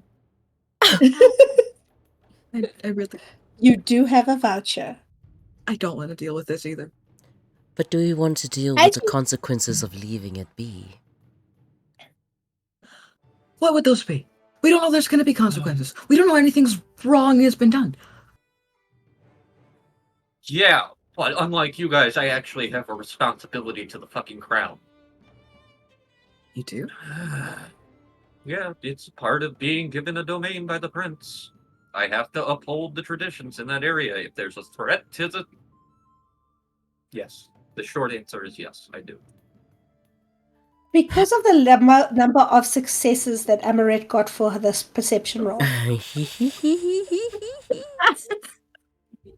I'm presuming you guys are discussing this while moving, or are you discussing this while holding still? I think Amorette would have stopped. I think, but yeah, Bellona would absolutely have stopped as well. Thomas has and never will leave them alone. Hi. I like how When Lenore's you just walk in this in- intense conversation. And Lenore's just like, oh my god. Oh no. When you walked in, the banners for that massive Egyptian, the Egyptian section that you guys had the troubles with last time, was still up and hanging. One or two of them. You got enough perception to pick up the scepter that you saw him holding. Very much one of those exhibit pieces. I think he was carrying off an exhibit piece. I think I might know where the exhibit pieces are going.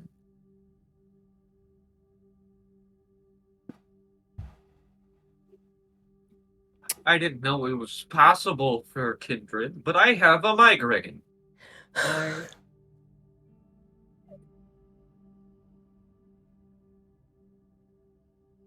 Okay, let's go find the sheriff. Okay. Start heading back that way. Emma's gonna fall behind. She's like, I need to stop looking at things or talking about things I see. But we'll follow. You turn around, you head back to the Aviary. The sheriff is still there. The prince is no longer there. The prince's papers aren't there. The guards are not there. It seems that the prince, after seeing you, has gone somewhere else. The sheriff is literally packing up the last of some gear and is gesturing to people to take it and go to wherever the prince has gone. The prince, what you're noticing is that after meeting and speaking to someone, the prince moves. She doesn't stay in the same place. Probably smart, given the history of the last two princes. Yep. Well, He sounds so Hey, tired. Thomas. Hey, Thomas. So Belle, if you look at Belle, she is this short, slight black woman. She's got a slight accent to her. She sounds American, but underneath it, there's something. There's an accent, and she is probably the last person you would ever expect to be called a sheriff. She doesn't have an imposing persona. She doesn't have a massive intimidation factor. She's not heavily built. She doesn't carry around massive weapons. She has a handgun on her hip, and she has jeans and a leather jacket, and she's just like very, very calm. And she's like, Thomas,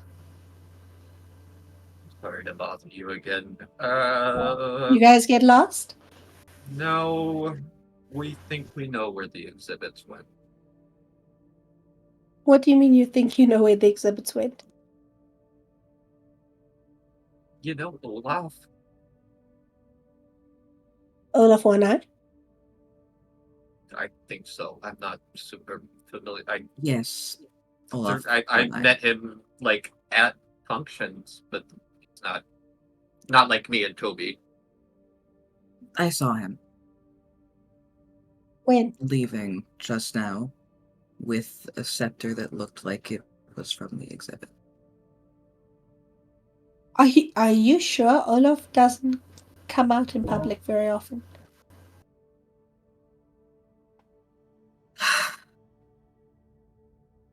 Truthfully, I wish I hadn't seen anything and that I wasn't sure, but I'm fairly certain.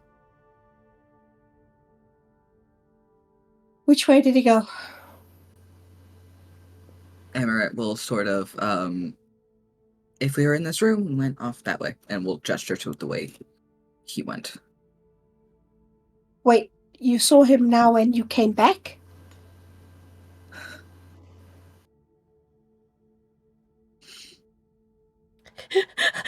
Okay. Sorry. I am going to.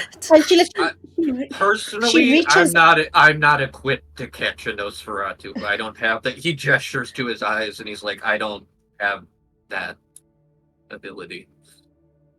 Olaf doesn't usually use that ability. He disappeared from my sight. That's all I know. Olaf Look, also doesn't. and she pulls a walkie-talkie out and she hands it to whoever's closest, and she's like, I'm gonna head to the security room, see if I can spot him. You go back to where you saw. I'll lead you on the walkie-talkie. Okay. Not it.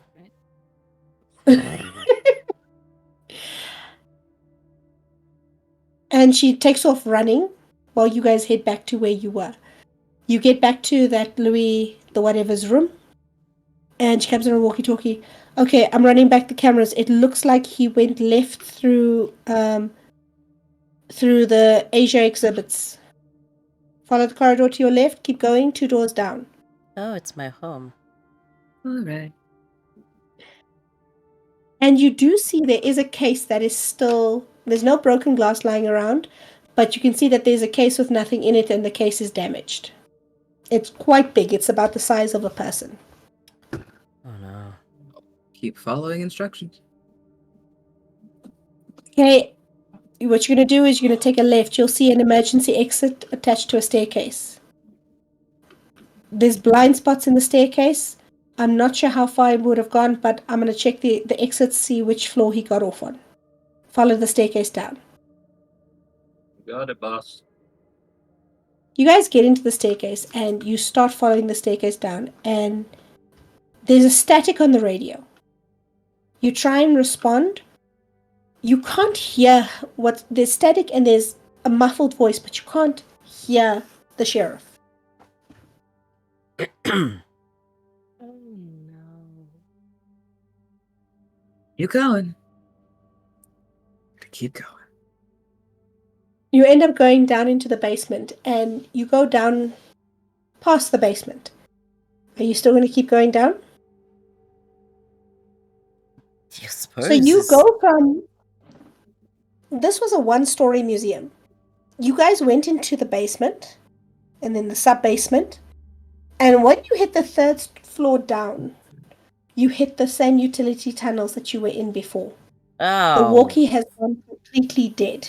Yuck. And you hear something. Roll me perception checks. Amorette's favorite rolls. Perception You're good. alertness. Perception alertness. Great. Okay. I had 6, but I got a 1, so I might be the traumatized one this time. You I like got do a it! And 2 successes and a 1. 2 successes So and a then 1. the- 1 success for me. Okay. You hear. So it's 2, 1. Amorette got? I'm taking a fucking screenshot of it. Oh no. I don't want this. And Oh no. Thomas, you said Thomas got 5. I had 6, but I got a 1, so yeah, 5. Jeez. So, Thomas and I are matched for successes. Sorry. I don't want this. I don't know how to. The 2 who got 1 and 2, you hear squeaking and scratching. Lots of it. Amorette and Thomas pinpoint. You also hear the squeaking and scratching, but you hear the sound of many, many bodies scrabbling against the concrete floor. You hear from the staircase, you hear things chittering. You hear it getting closer all around you. And as your eyes follow the sound, you look up and you see down the dark end of the passage, with the light of the staircase reflecting, dozens of tiny eyes staring at you. And that's where we're going to cut the session for tonight. I said I'd fight a rat. Thank you. Oh. It's okay, I I have a hope you gun you guys can have use. fun. It's all gonna be just You don't have a gun. fine. They didn't give our weapons back when we No. left? You were on your way to the exit. Yeah, we don't have anything. No. We have no weapons. Nothing. Nada. You have a I mean- Thomas. We're We fine. do have a Thomas. We're fine. Young Thomas. Can I Long can time. I can I message a Pasha and just send her a fuck you sign, just a middle finger emoji? You bitch. You bitch. I don't know how this is your fault, but this is your fault. See how much fun it is when you leave your house. No. This is why Bellona never wants to leave her room. Ever. Introvert vampire players. Why? It's so much fun because all of us don't like leaving the house aside from Amorette. And bad things only happen when she leaves with other people. Amorette is going to forcibly become an introvert. Bad things so far. Yeah, that. But I hope you guys had fun. Yeah. I'm so in love with Lenore. Thomas is so tired. Hey guys, guess what? Guess what? Guess what? Oh. Guess what? Oh. You missed full moon. But tonight is new moon. You have mentioned this at least 5 times this session, and even more so before this session. I cannot tell you how concerned I am about this. It's fine. Trust your storyteller. No. I know what this means. Thomas has no fucking clue. I may have a backup character. That doesn't mean I'm in a rush to use him, okay?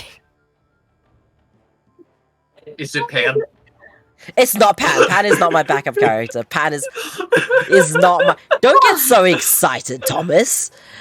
No. Play the man whore. Play the man whore. Dude, no. I'm already playing the woman whore. Like... My backup character is a complete and utter himbo, okay? Is Himbo's that not Pam? No, Pan is a complete Pan- utter himbo. Pan can't be a whore. He Pan- doesn't get paid. Pan is more of a fuckboy. Pan is absolutely a fuckboy. Yeah. And So fuck girls. he's not just too pretty for Thomas. It's just not his taste at all. Got it. Oh, what's this? Emote called wide jiggling. Basically what you're doing with Smalley. Aww. Is that taxidermy that you were holding? Yeah, bad taxidermy. Thomas has tons of taxidermy stuff. Also, But I'm he glad has a everyone subscription. joined us. I'm glad people had fun. Thank you for everyone who joined us. Thank you for everyone who hung out. We do actually have a 0.5 session for the last week that we missed. That will be on my YouTube. And thank you for reminding me about the podcasting things. I will be setting that up. It's just been kind of insane with cons and then me getting incredibly sick. But that is on my list of things to do. So thank you for reminding me. We can do a watch party for 0.5. We can absolutely do a watch party. But let's take the all of us really cool people. Let's see, who can we go and annoy the heck out of? Which is always fun. Ooh, there's a lot of people streaming at this hour. I forget that this is a thing. Because people are in like different time zones. I have a lovely friend who is starting their stream. She's an artist. She's amazing. Also, if we're lucky, we get to see her cats. So let's go raid her. I think that's a great place to go after all the trauma. Yeah. Some chill art vibes. It was like almost no trauma this session. There was very little trauma.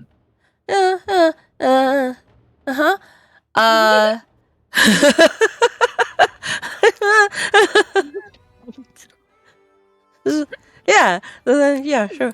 I love you guys. Catch you guys later. Bye. Uh,